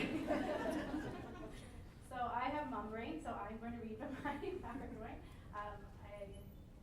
Caitlin has a brilliant mind, so she can remember it all. She's great. So as you see, the date is pointing to you, July 6th, if you didn't get that. In January, our team continued to pursue their passions for volunteerism, and we met with FuseSocial to present the idea of the volunteer fair.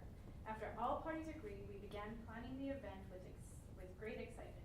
Despite our project timeline expanding beyond the April deadline of the Leadership with Buffalo program, we worked hard to secure commitments from all our community partners. Once the Leadership with Buffalo program concludes, we aim to deliver an execution plan for the event, which my team will explain later. All team members have committed to supporting the program beyond the program's completion to ensure continuation and success. While FuseSocial provides fundamental resources, we also source additional supports from our community partners. Our team team is well equipped to cultivate these relationships, leveraging them to secure the resources necessary for the event success. Our current status of the event is we have weekly calls with Brianna from FuseSocial, who is graciously meets with us at lunchtime every Thursday, so we appreciate that. I don't see her, she's somewhere. Oh, there she is, waving way out there. So we work with her weekly. We're passing out sponsorship letters, speaking to nonprofits, organizing a sign-up sheet for the event, and finalizing donations. The search for the nonprofit, the search for volunteers is still up to help with setup and overall throughout the day. In the upcoming months, our team and FuseSocial will work hard to finalize all aspects of the event to ensure its success. This includes tasks such as collecting donations, contacting vendors, obtaining permits, and providing assistance to nonprofits in whatever they require for the day. Looking ahead, FuseSocial envisions the volunteer fair as a regular event in our community calendar. As our legacy, we aim to leave behind not just a one-time event, but a cultivated roadmap for future fairs, filled with insight gathered from our experiences, successes, and lessons learned. If you're interested in volunteering for this event, we are putting you to the test, and we are going to pass around the sign-up sheet so we can hold you accountable. We ask that you put your name and number on the sign-up sheet, and we will contact you about volunteering for the event. If you're a nonprofit, we also have posters going around, and in the poster, there is a QR code that you can take a picture of, and you can register for the event you would like to attend, to be there.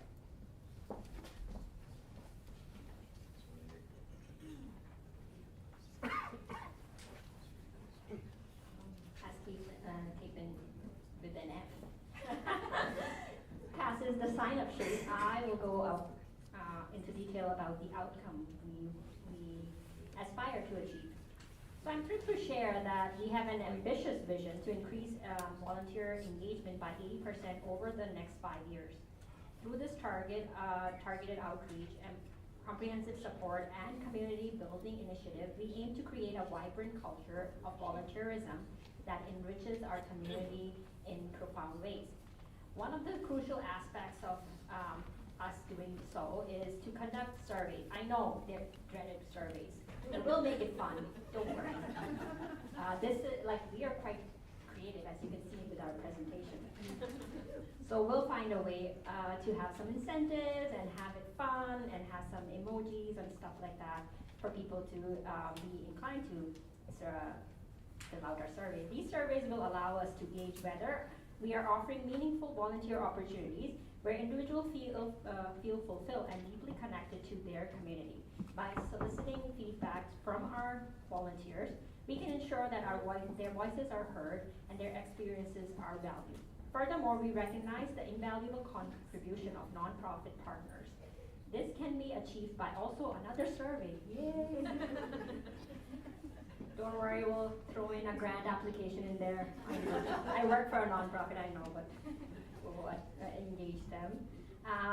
But yeah, so we'll send a survey to the nonprofits as well to ensure that their input is recognized and considered, and their efforts are put towards improving our events and support the nonprofit effectively. In addition, we have other really nice initiatives like announcing and establishing a volunteer recognition award for our volunteers, which Caitlin had pointed out. This award is based on criteria such as commitment and impact, and it will be a formal ceremony to honor the recipients. We believe in celebrating the dedication and hard work of our volunteers, and something that we heard a lot is that they were not as recognized, or they felt that they were not as recognized in the community. We also want to have this as a sustainable, and we want to scale it up. And we are committed to developing a replicable event laid out in collaboration with FuseSocial by working closely with them to ensure that the volunteer engagement efforts are just not one-off thing. It's an annual thing, and it's expanded to reach even more individuals in need of support and opportunity for meaningful engagement.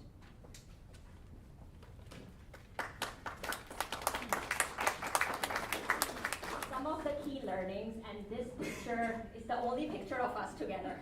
I don't know, we used to get together, but always forget to take a picture. Courtesy of my husband, who took, I think, 1,000 pictures. And then I had to go through his roll to figure out which one we wanted to select, but here it is.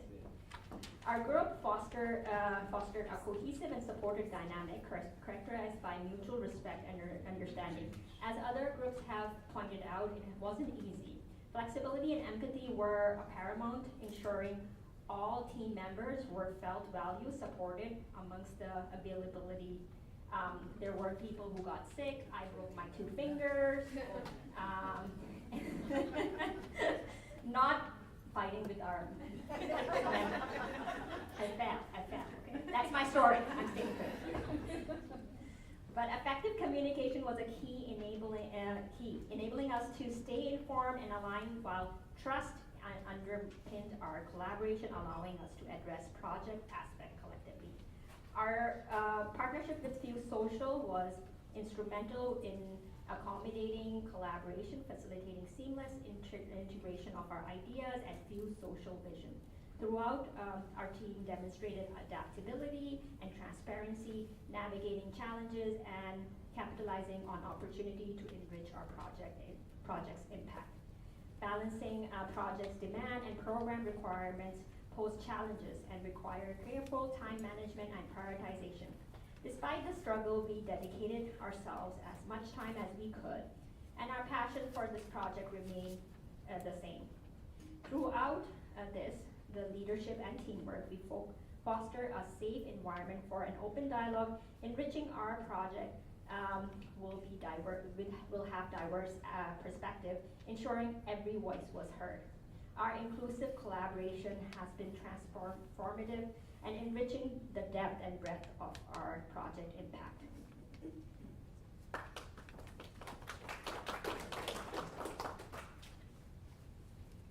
As Sunda said, we really pivoted. Like, we worked together. The biggest, I think, argument we had was our outfits today. That was a tough one. We're like, do you have this shirt? Do you have that?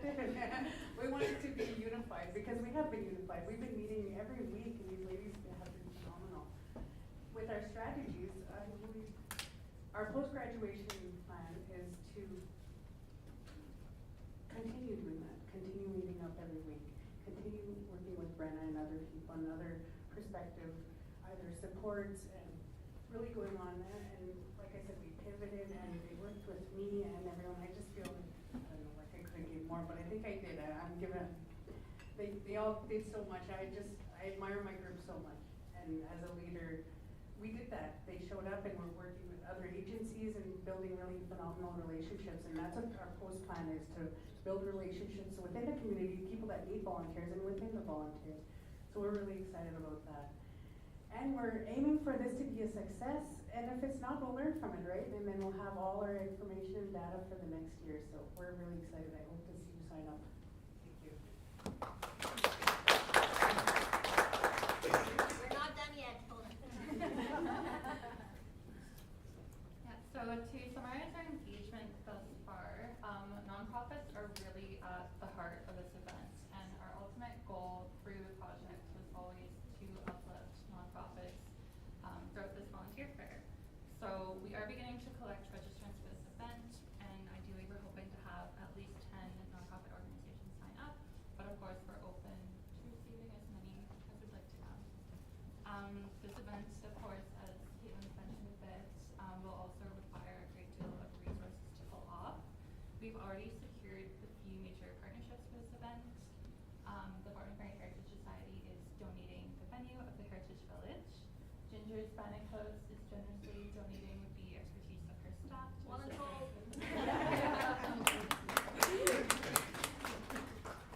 And Dan Talk has donated his musical talent to entertain us throughout the event. We also need, of course, permits, food, prizes, and games.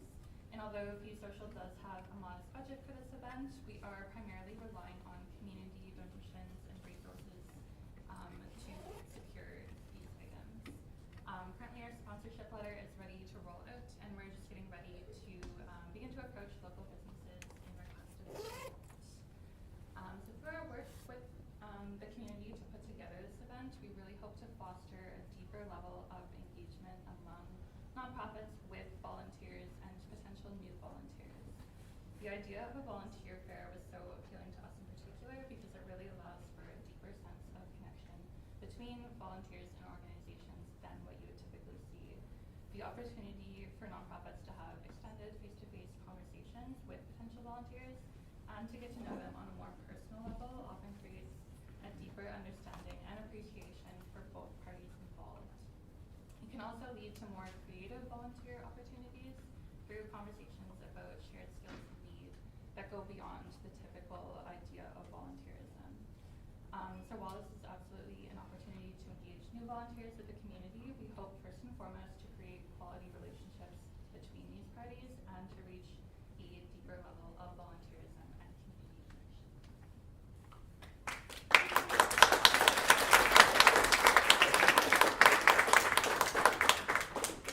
Thank you everyone for listening, and we'd love to take your questions now. I have questions. So if you're not available on July 6th to support, could you use volunteers leading up to it other than like sponsorship or whatever? Would you need help setting it up, so to speak? Not 100% sure yet, but I'll be Okay. great.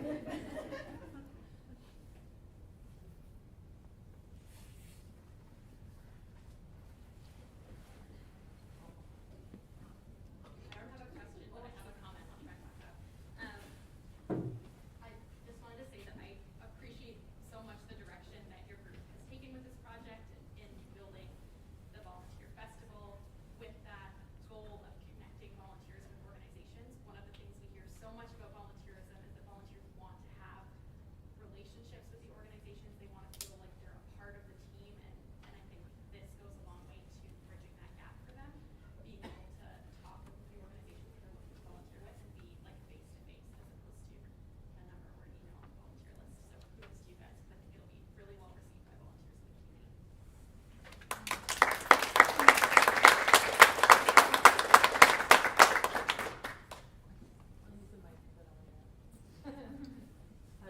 I'll use the mic because I don't want to yell. So one of the things I always do is think about the youth, and in that, I'm just curious, how are you going to market, cater, advertise to get youth involved in this party? So we have our game plan is multiple goals. So first of all, we wanted to reach out to nonprofits and have them advertise it.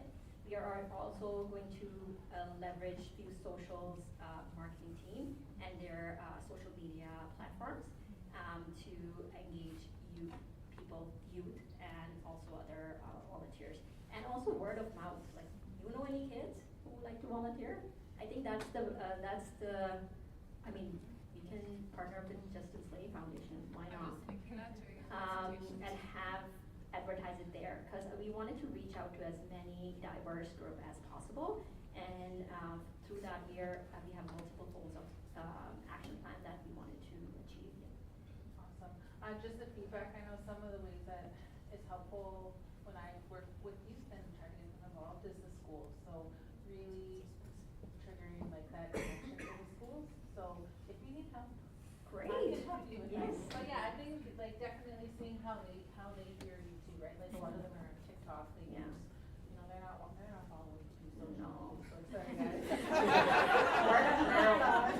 Like if their friends are volunteering, they're volunteering, and then they're hanging out together. So mostly like word of mouth and Absolutely. And then just seeing if you can get accreditation, like for, getting that buy-in with them. So again, yeah, just seeing how you can do that. I love what you guys are doing. This is so fun. And one of the initiatives is the fact that we have a volunteer award to recognize volunteer youth that are going out there, taking the time, and then volunteering to these organizations. So And that is through, like, we are going to ask nonprofits to submit their submissions, and we're going to have an open call to have other people submit nominations, and we'll have a committee, and we have a plan. We have a plan. I want to see your TikTok. I don't know, with a broken finger? Yes. Thank you very much. I just want to introduce myself. Dr. Muhammad Shafiq is my name. I'm a city councillor. Sorry I got late to come here because I was in another event. I appreciate all of you coming here and supporting the volunteer and the volunteer concept. Whether it is the community work, whether it is any faith, or you see, volunteerism is the best services to the community and also the best worship according to my faith.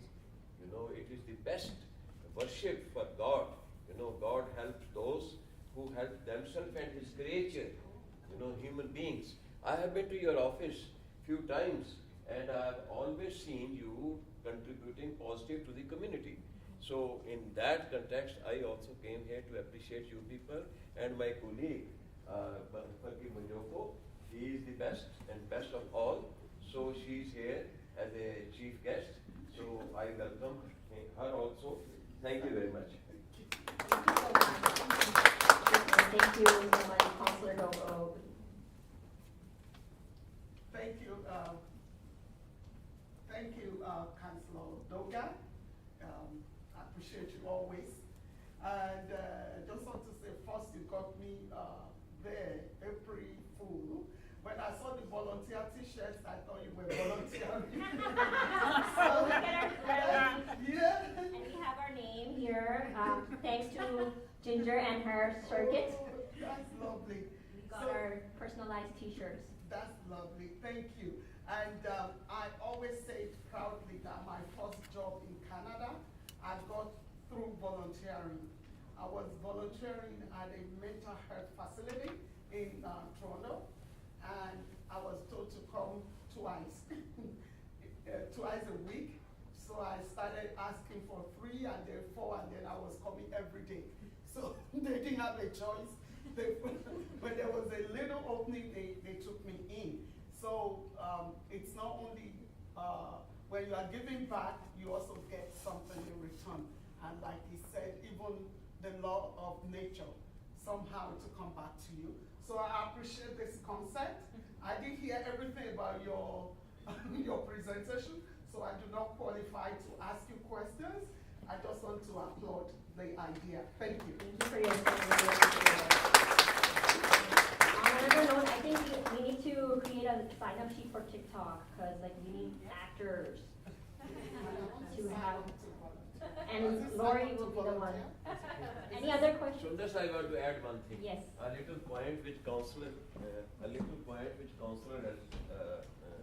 Bajoko has given, and it is of great importance. I also became a councillor. I am from the immigrants also, and from minority also. How I became a councillor, I had been going as a volunteer to senior center, and then I got an award from Mayor Don Scott as the champions, the toast, and then from Lisa Blake also as Heroes of the Fire also, and then from MP David Yardaga and MLAs Brian Jean and Tenny Yahoo. The idea is, as told by the councillor Bajoko, you give and you get it from God Almighty also and the community also. Thank you very much. Thank you so much. And any other questions? Hi. I don't need a mic. Okay.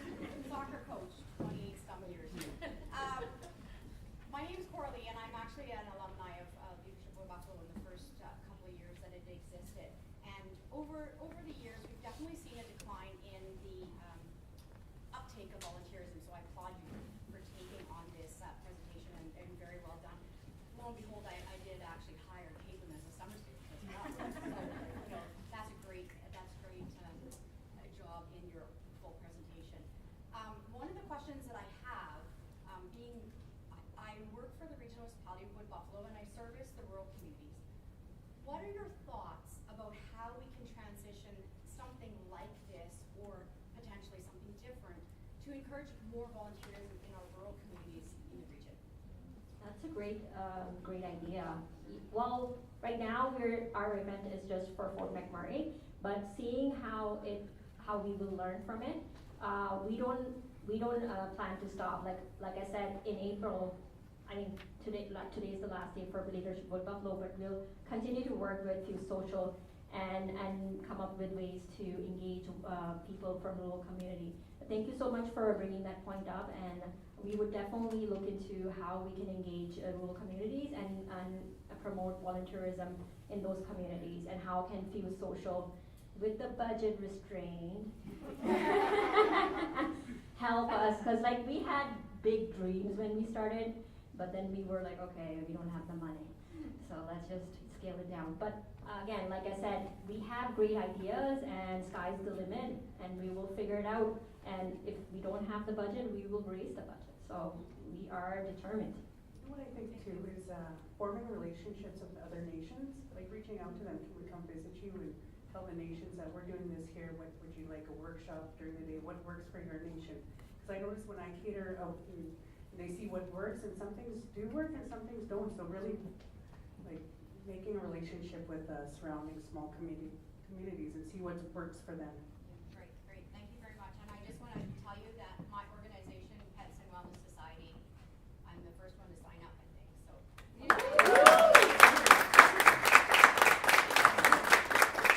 Thank you so much. Thank you. Any other questions, comments? Great job.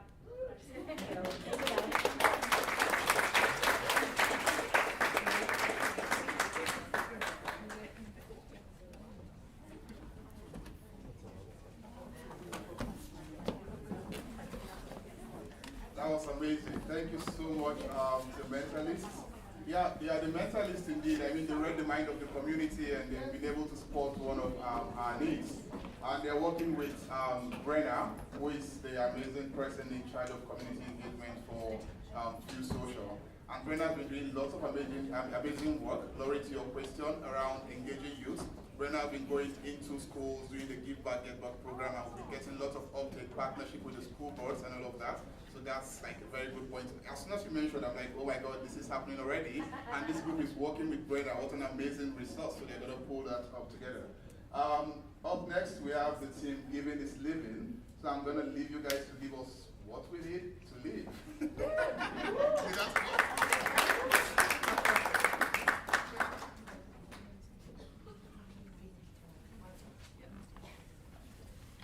For those of you that know me, I probably can yell loud enough for this room, but I'll play nice with the mic. So we came up as the Giving is Living group, and I'm going to do something a little bit different than my team is expecting right now. Well, we have a little bit more time, and I know you're all just dying to sit in this hot room for another 50 minutes. So I just wanted to quickly circle back to these three groups. We all need to get together, because you're gonna watch this and say, oh my God, I need that. So we need to get together tomorrow.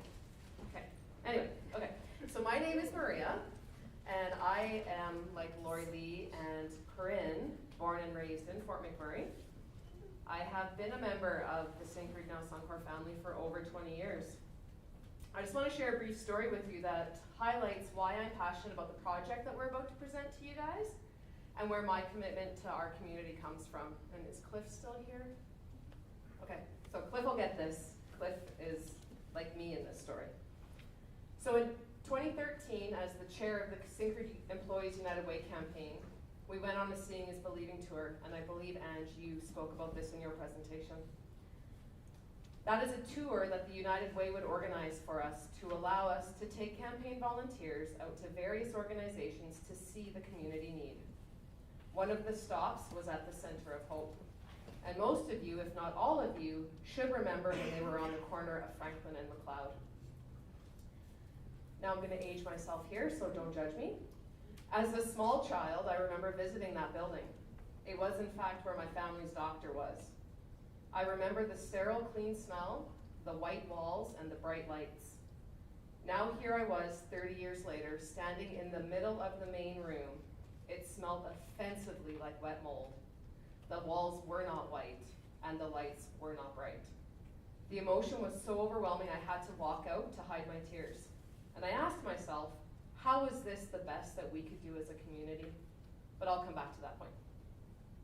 So rewind about 13 years ago, and the Syncrude Employees United Way campaign was in full swing and in friendly competition with the Suncor Employees United Way campaign.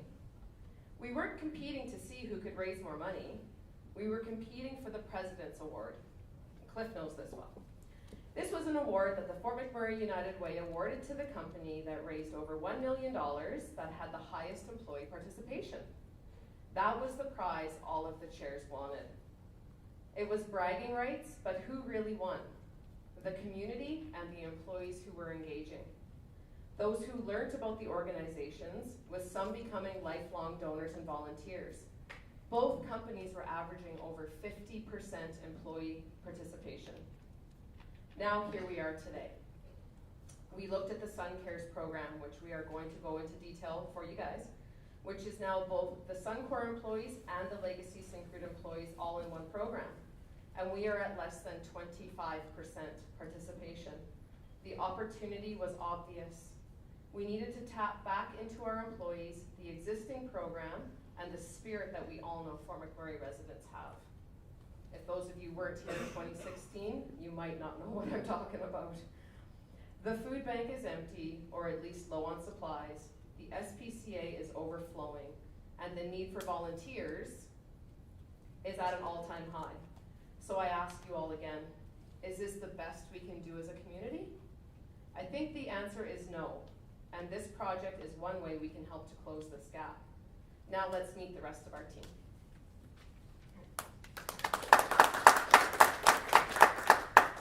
Thank you so much for that introduction, Maria. I don't know if it's on. I'll just speak loudly. So my name is Brian Fung. My pronouns are he, him. And I want to just tell a little bit of a story about myself and kind of why I'm involved in this program and what kind of got me here. So I am a first-generation settler to Turtle Island, now known as Canada. I was born and raised in Montreal. I moved to Fort McMurray about 10 years ago. And I am grateful and thankful for the welcoming embrace, I will say, that the Dene, Cree, and Métis people have provided for me in their homeland in Treaty Territory. In my day job, I work as the Manager of Government Relations for the Athabasca Chipewyan First Nation. But to the point of this project and kind of what I'm doing here, in my personal life, I sit on 2 boards in the community, and I was one of those people. A lot of people actually asked me, "You should do leadership with Buffalo. You should go. You should go." And I wasn't sold on it. I really wasn't sold on it. I was kind of like, oh, it feels a little rubby shouldery, right? But my organization, or one of the organizations that I represent, was selected and worked with one of the CAP groups last year, and it changed everything. We have members in the audience that actually wore that CAP group. We thank you so much. And so when I knew there could be that meaningful impact on the ground for communities and social profit, I was in. So that's what I'm here for. That was kind of the meaningful impact I want to give back to the community. I'll pass it off to Fika. Thank you, Brian. Yes, good afternoon, everybody, and welcome. Yeah, I'm too quiet. But thank you very much for your presence here with us this afternoon. It is a pleasure to see so many people that I know in the audience supporting us. And I must say that even though we are the last group up, the last shall be first and the first shall be last. But for the past 9 years, I've had the awesome privilege of serving our municipality in various capacity, which culminated into my current role as community coordinator with the Community Services Department. Now, my journey to this point started over a decade ago when myself and my wonderful husband, Peter, decided to relocate from Oakville, Ontario to Fort McMurray. Shortly after arriving in Fort McMurray, we realized that my employment contract was canceled. And armed with the encouragement and the belief that our position changes our condition, we turn to our community, leveraging our time and our skills to serve in various not-for-profit organizations. And when the opportunity came to join this wonderful team, I said, this is right up my alley. They are multiplying, and you're going to see later on in our presentation that this group is about multiplication. Thank you.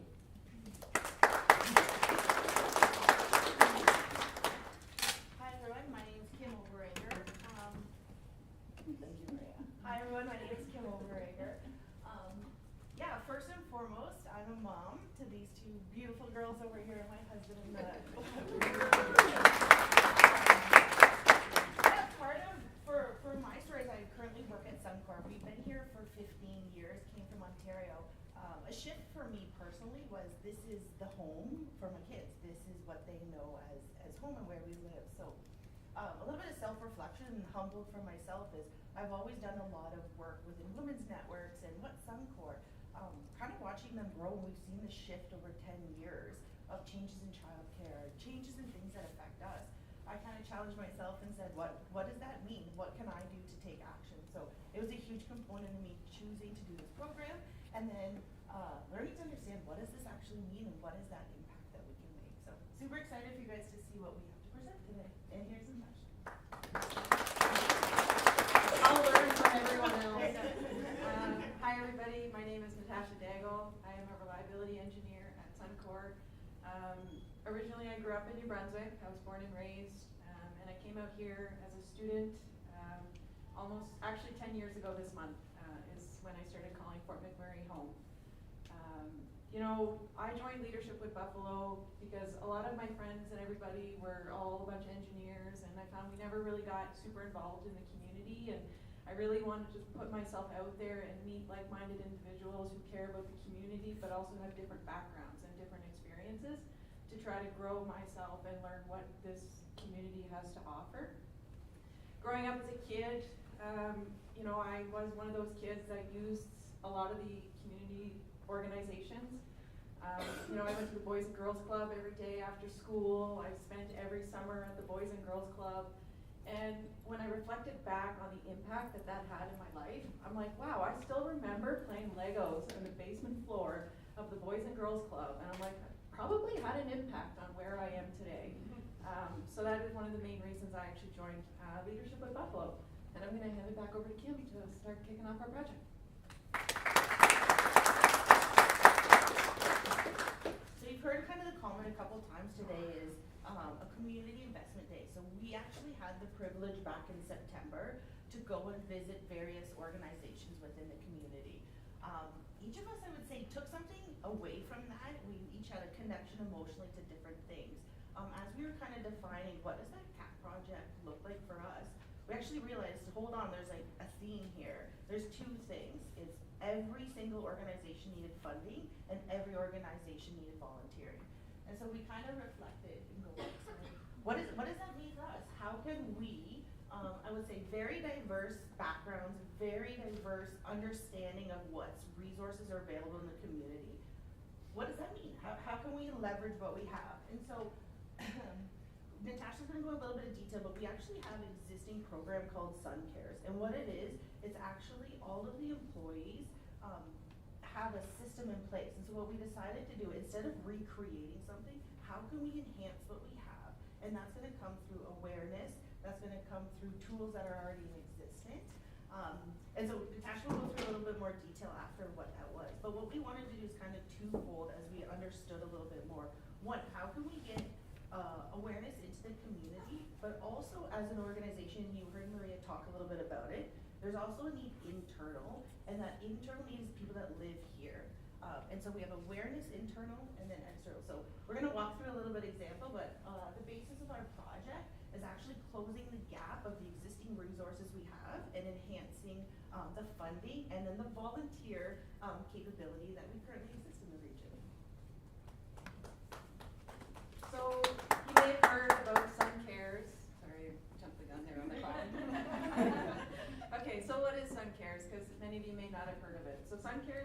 tool. It's supported by Suncor and the Suncor Energy Foundation, but it's an employee-driven tool that allows employees to get matching donations as well as banking their volunteer hours in order to give those hours back as a monetary donation back to the nonprofit organizations of their choosing, as long as those organizations are registered into the Benevity tool. So what is the opportunity in the RMWB? So in the RMWB, we have about 10,000 employees that are registered in the Benevity tool.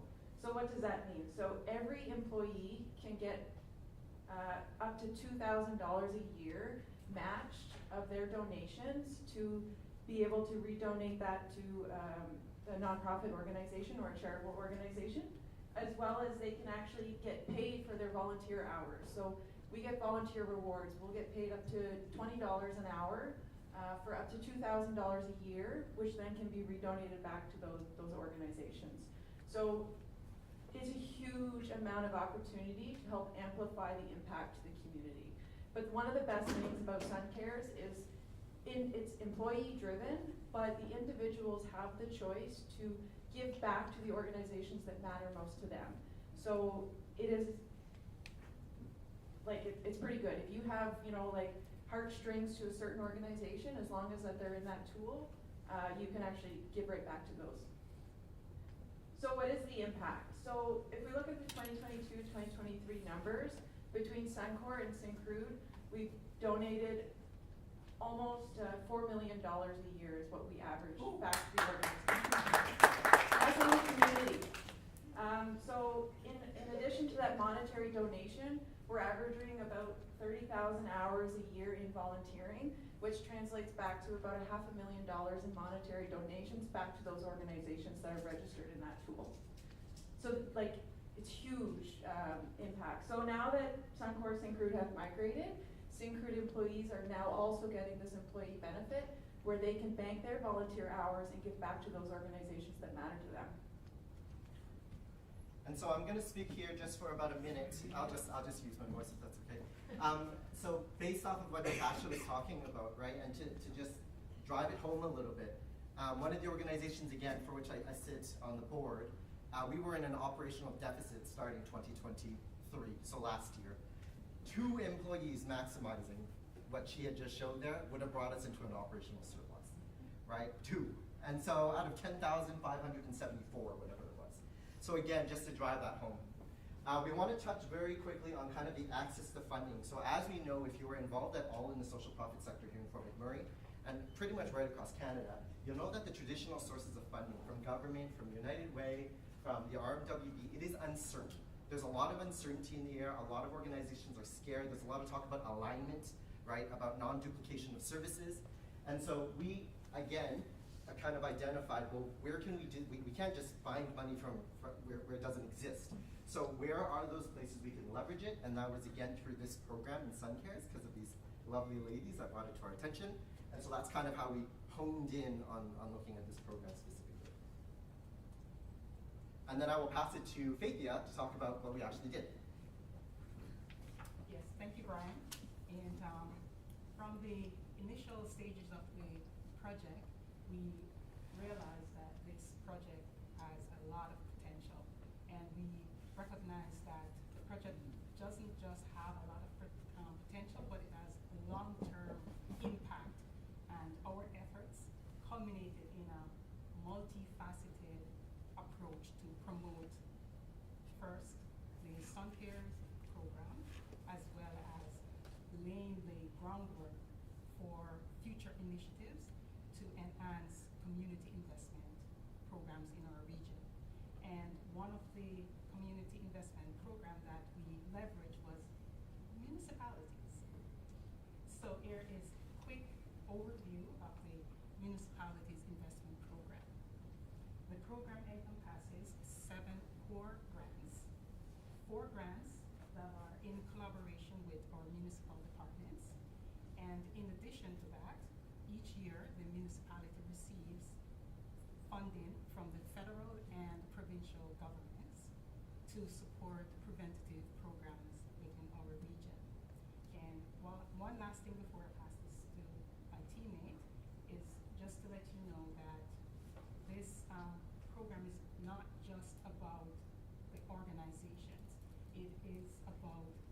lives that the different organization touches, and it moves from one life to the other life, multiplying.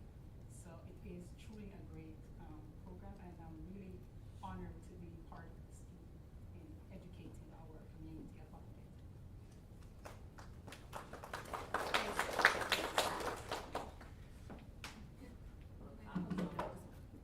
This one? Oh, this one works? Hi. Okay, so the first thing that we did was with Faithia's resources to the list of 107 organizations that had applied to the RMWB for one of those 7 grants she was just referring to, was we compared them to the list of registered organizations in SunCares. If your organization was going to take the time to put in an application for funding, are you also taking advantage of community investment programs that are right at your fingertips? So we did a quick check, and 25 of the 107, which is 23% for us math nerds in the room, is not good because they were not utilizing access to SunCares. So the next step after that, identifying the 23% or 25 companies or organizations, we then drafted communication and email, and then we reached out to each of those organizations to provide support, how to get registered, making it accessible as easy as possible, and again, continuous kind of support if they needed it in working through that process. So then we took it one step further, and we thought, well, geez, SunCares isn't just about the dollars. SunCares is also about all of our employees that are at Suncor, the 10,000, including, I believe, retirees that are registered in there, volunteering the time in the communities where we live for the organizations that we're passionate about. How do we ensure that these organizations that, again, take time to get registered with Wood Buffalo Volunteer are taking advantage of the ability to collaborate with these 10,000 folks at Suncor to create volunteer opportunities to get their name out in front of all of these groups? One of the things that I know, again, I'm going to go off topic here, but one of the things that I know that I'm doing this year for my team is we're planning a team building event down at the food bank, a time when we can all go down together, spend a few hours, get to know each other better, but at the same time volunteering to help out an organization here. So we're going to work with them to get that. I can see Anna smiling and nodding, getting it into the SunCares platform, because then we can do that match piece. So that was the next piece that we had taken advantage of. So how do we measure success for our project? Obviously, I like numbers. So as we talked about, there's 23% of the organizations from the grant list that are not currently registered into Benevity. So because they're not registered, they're not able to get that additional funding that gets matched or gets donated back from our volunteer hours. So our goal is we wanted to get at least a minimum of 7 of those organizations registered into the tool. However, it does take time to get the registrations to go through, and we won't know the numbers until Q3 2024. So we have committed as a group that we will go back and follow up to make sure that we have reached out to those organizations and they heard us and they are registering. And then if not, we're going to hound them again with the emails on how to register. I'll show up at their door if that happens. Yeah, I don't doubt it. You got me. With a basket of gin bits. So, and then with that, so, you know, with the 3 of us working at Suncor, we are committed to joining our SunCares Giving Network to be leaders in that space, to help bridge the gap between the community and the SunCares platform, to help share the knowledge of what we learned from Leadership with Buffalo to the organization, to help reach the people, to get them volunteering, to get them using those matching donations. Yeah, lastly, what we had stated again, what can we create that's actually sustaining and self-embedding? And so what we were proposing and put together is templates for the next cohort in 2025, and how can they leverage the information that we've done.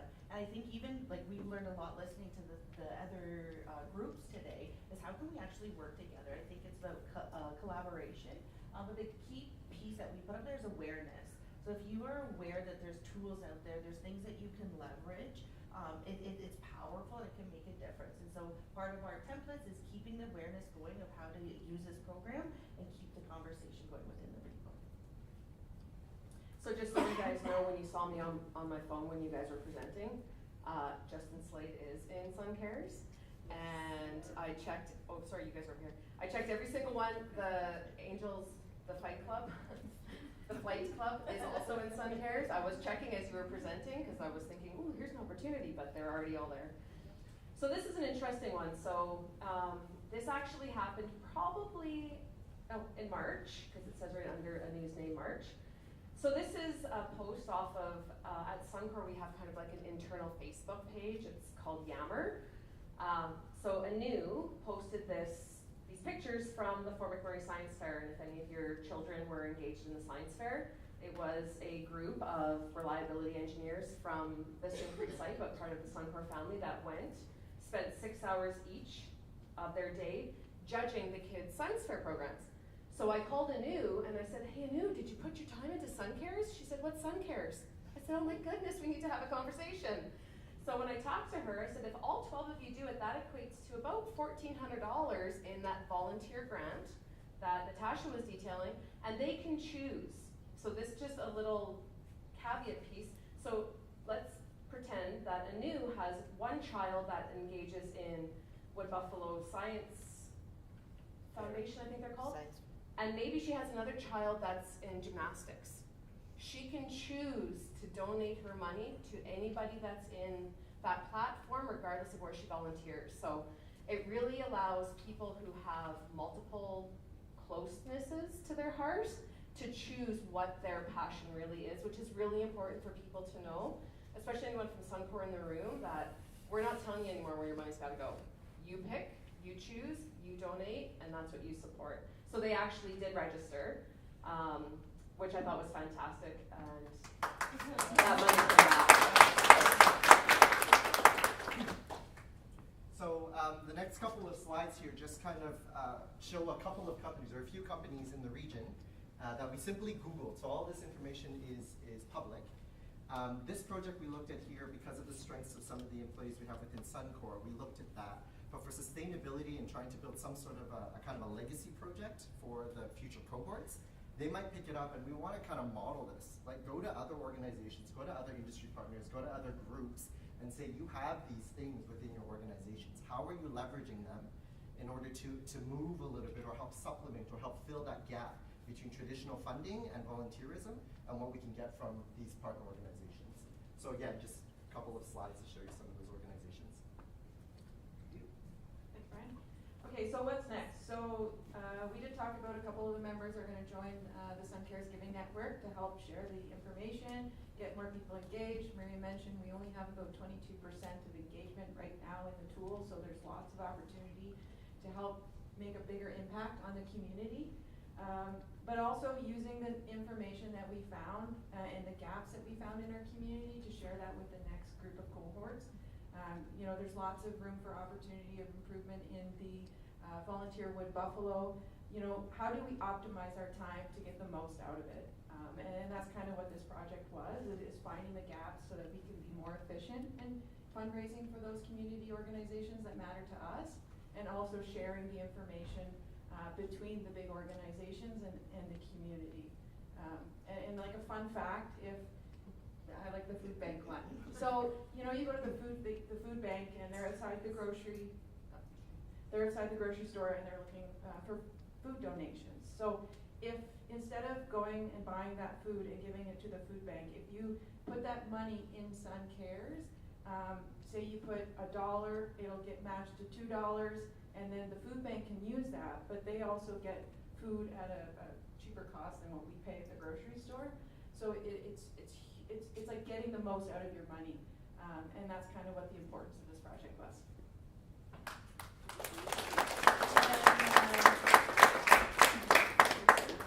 Yeah, I just wanted to give a quick shout out to say thank you to our sponsors, so FuseSocial, Ebenezer as well. He led our cohort. I'm sure we gave him lots of. There you are. Another round of applause for you. Happy birthday. Again. And I also want to reach out to Anna. She's in the crowd. She's Suncor as well, but she helped guide us in the tour and there's a lot of work in the United States to help educate the employees on the impact that they can have. Thank you.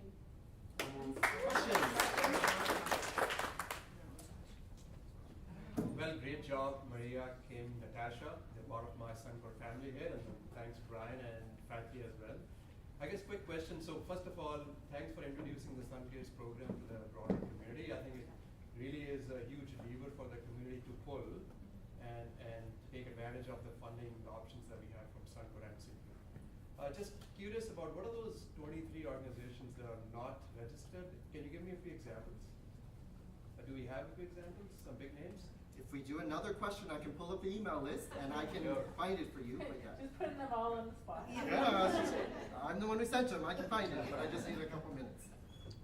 The Conclaim Association. Yeah, so the Conclaim Association, the Métis, CRDAC. It's a recreational Resource Development Advisory. Thank you. Okay, I'll keep looking. Okay, you find it, Brian. Okay, I will. So I'll help Brian buy some time. So my question for you is, with this program, is there the opportunity already, or does it exist, for the corporations or organizations that can receive donations to share with the program what their targets are for the year to help people determine where to allocate? Anna? I need to hear the question again, I'm sorry.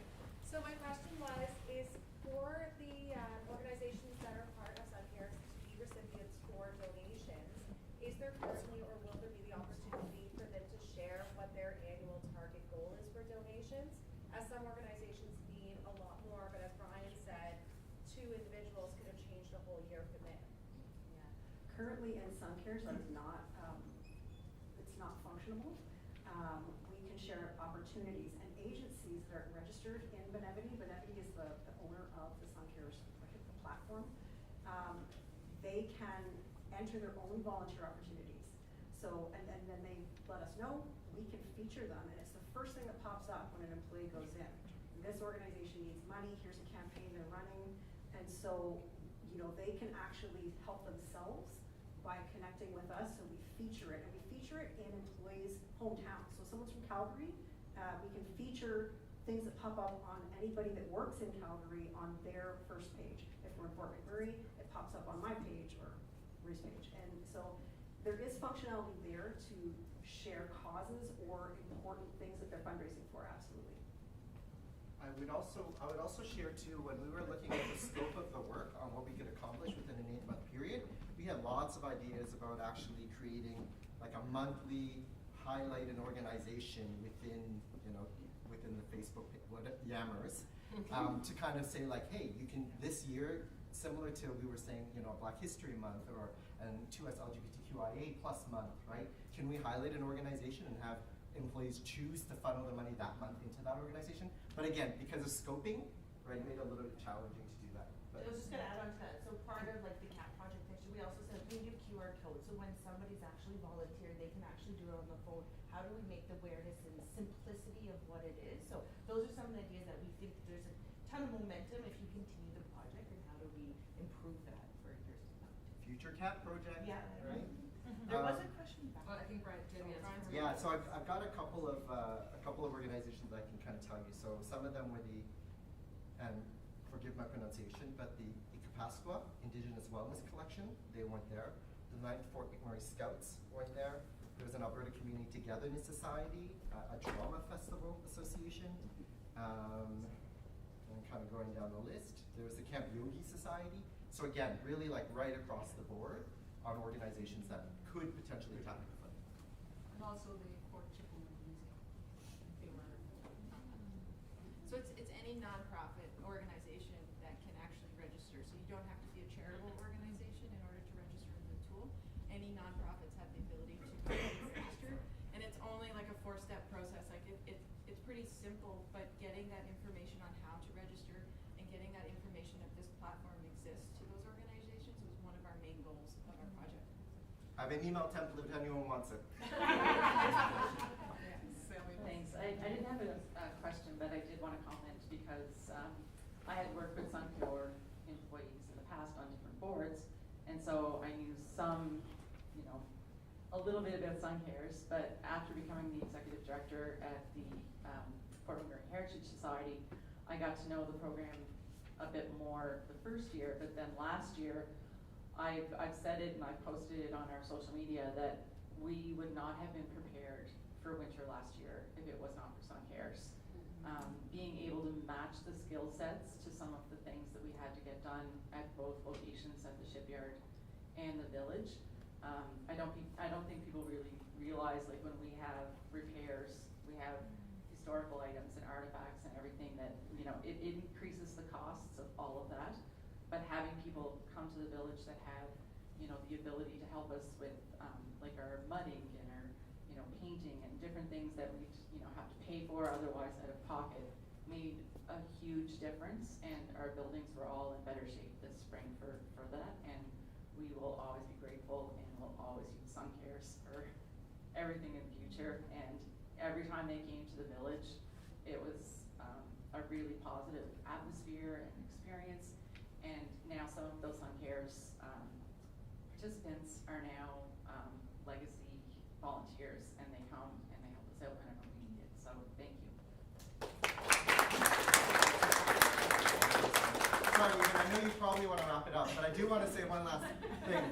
Again, We told everyone we would fill the rest of the time. Personal anecdote, right? So again, I work for the Athabasca Chippewa First Nation. It is a First Nation located in Fort Chippewa area, and so there's no surprise that oftentimes there's a little bit of a binary between industry and, you know, Regions communities, and there's a little bit of friction there. And I have to admit that I entered into this process with those preconceived notions of what industry meant. We didn't touch on this really because of timing, but what that meant, and what this allowed me to see was really the face behind it, right? There is industry in terms of the corporate headquarters, right, and their bottom dollar, but there are real live people, there are community members who live here, who breathe it every day, and so I'm thankful to this group for kind of schooling me on that and opening my perspective and eyes on that as well.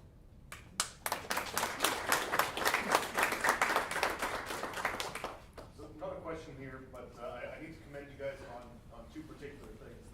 This particular presentation checks a lot of boxes for me. I'm a Suncor employee. I'm leadership of Buffalo alumni from last year, but I'm also the Sun Cares Giving Network representative for Fort Hills. So this is awesome for us to get more representation, more organizations on there. It just creates a broader breadth for people to be donating their time and their money to. And Maria, great point. My team does the exact same thing. We did a Christmas thing, a drop-in center. We sponsor a family, and all of those volunteer hours get tracked. So this last weekend, I put some volunteer time in for Sundas and her group, but to Girls Inc. for the bingo. By the way, go to the Legion, do some bingo. It's actually awesome. And we always have fundraisers and stuff there.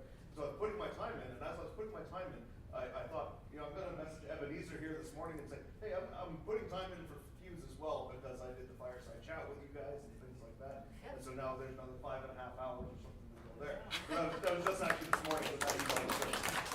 So excellent work on that. The second thing I want to commend, particularly Brian and Maria, but I'm going to single them out, because I remember when we did the fireside chat back in October, I believe it was, I was part of a very spirited conversation between the two of you on precisely that. The one Brian, outside? you just spoke to that. That was great. So you were able to take those preconceived notions, you were able to break down those walls and those biases, and build something really great together. And that's precisely what this program is about, bringing industry and community together, and that's why Suncor is such a big part of it. So excellent work, you guys. Really appreciate it. Keep it up.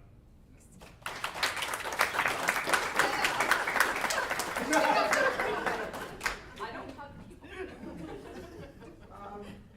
Thank you so much. This has been an amazing, fantastic use of my time. I thought I was coming here to do a speech for Mayor Bowman and go home peacefully, but it's been a lot to take in. I think it's like, for me, it's like I've attended a little leadership conference today, and I hope we get to see more. I can ask Eben for more of the information. It's something to process. I'm also particularly grateful for this opportunity, and like I think Mayor Bowman would always say, this is one of what makes this region a great place to live. The fact that, the opportunities, and for me, I call it the wild man opportunity. It's amazing what can be achieved here. The resources we have versus the number of people. It's a great place. I'm not campaigning, I hope I'm not. This is a fantastic thing, and I've seen firsthand what Sun Care does.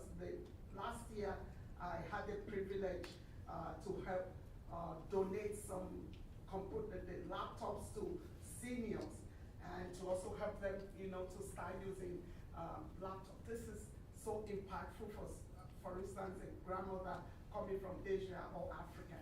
So the multiplication effect, and then I'm not very good at maths, but if you match $1 for $1 for me, I'll love it. So I think it's a great one, and I'm glad. I'm sure Anna is also happy sitting down there. I'm one of the 2 councillors on CIP grant committee. It's not the easiest committee to be on. People needing, organizations needing 600,000, and we know we can only give 150,000, and we know they are doing amazing things, but we just don't have the fund. This is an amazing packed information for us, and I appreciate your choice of project, and maybe even though you don't have the t-shirts, I think you came to deliver. So thank you so much. Thank you. This wardrobe was purposeful because there was an ask to wear the hoodies, but you probably have like the hottest temperature rising room up here that we said there was no way we were doing hoodies knowing how hot this room is. So that's why we're not in matching clothes. Well, we brought them. They're on our chairs. They're on our chairs. Oh, really? Oh, that's cool. All right. So thank you so much. Thank you. Thank you.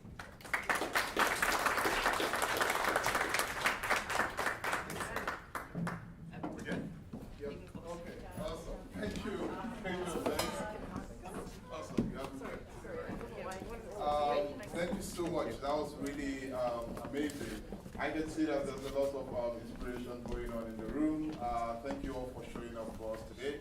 I'd like to thank our program sponsors, Suncor, the Regional Municipality of Wood Buffalo, the Government of Alberta. We are only able to continue doing what we do right now because of the support that we always get from you all. Thank you so much.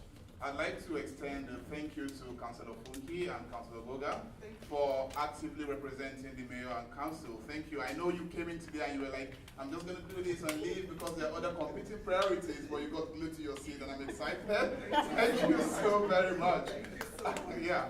Are we all feeling inspired today? Yeah. Oh, okay. So on that note, I'm going to do a little bit of marketing here right now. So applications for the 2024-2025 cohort of the Leadership Wood Buffalo went live on the 2nd of April, and it's going to continue till June 14th. Anybody can actually go through the program. There is no discrimination whatsoever.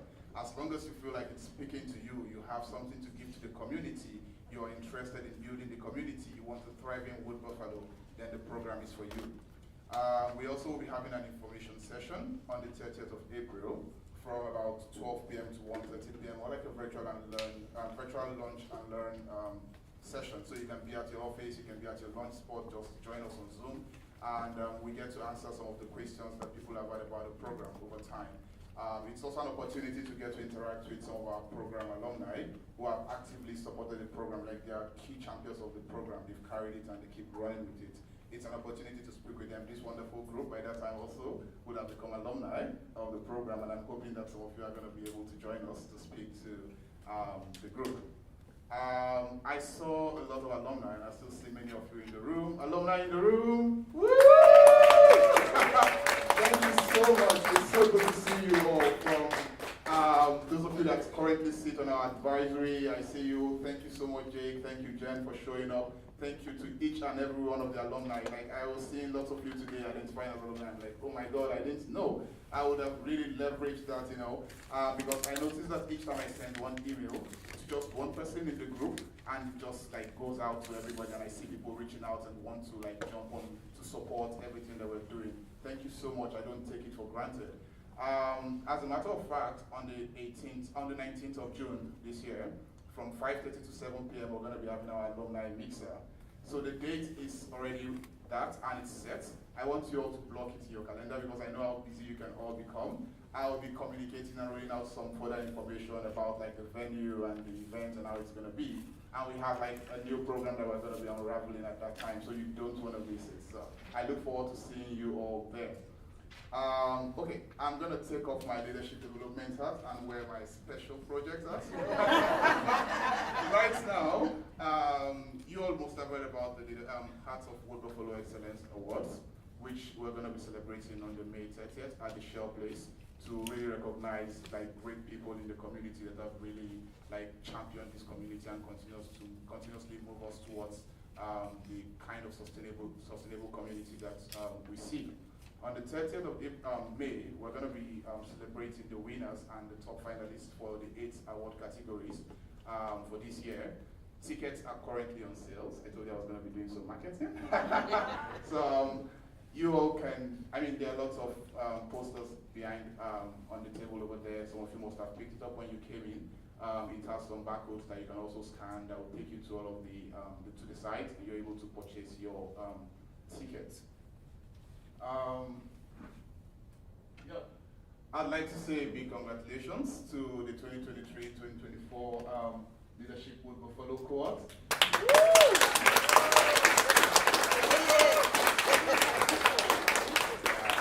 Thank you so much to each and every one of you. You know, I've had the privilege to interact with you all either as a group or even on like a more personal note. And I know that I always say it to you guys, no BS. I know you all have gone through the program as participants, but I also went through the program. At least that's how I feel, and I hope you see it that way. Maybe from a different lens, but I liked how you all supported me, like the privilege you accorded me to be able to, you know, guide you. I feel like that's too much for me to feel like I'm guiding you guys. But thank you so much for all of the support that you provided, like all through the program. Thank you so very much. I'd like to also say a very big thank you to each and every one of you here today. Thank you for showing up for us. Thank you for showing up for the cohort and even staying through till the very end. We are grateful. Thank you. I'd like to send a special thanks to FuseSocial, the organization I work with, who also runs this program. You know, FuseSocial runs the Leadership Wood Buffalo program, but they also lead by example. Almost every staff member of FuseSocial has gone through the program. And many more are still going to go through it. I have gone through it, well, from a different lens right now. Yeah, it's really exciting to see how much work they put into like supporting the program, supporting me as a person. I mean, it's less than a year ago since I got into this role, and the kind of support I've gotten that has kept me till this time is amazing. And I just want to use this opportunity to say a very big thank you to you all. To FuseSocial Board of Directors, I saw Cliff here earlier, and surprisingly, the man behind the camera is our board chair, just in case you don't know. And thank you so much, Thomas, for showing up and for doing this. You've done it in the past and you're still doing it. Thank you so very much. A special thank you to the Leadership Wood Buffalo Advisory. Thank you all for showing up. I know you all have busy schedules. Like sometimes I just like pop into your calendar and I'm like, oh, it's emergency and we need to meet, and you guys just make it happen. Thank you so much. I don't take any of that for granted. On that note, we have come to the end of the program. Thank you all for staying and being with us.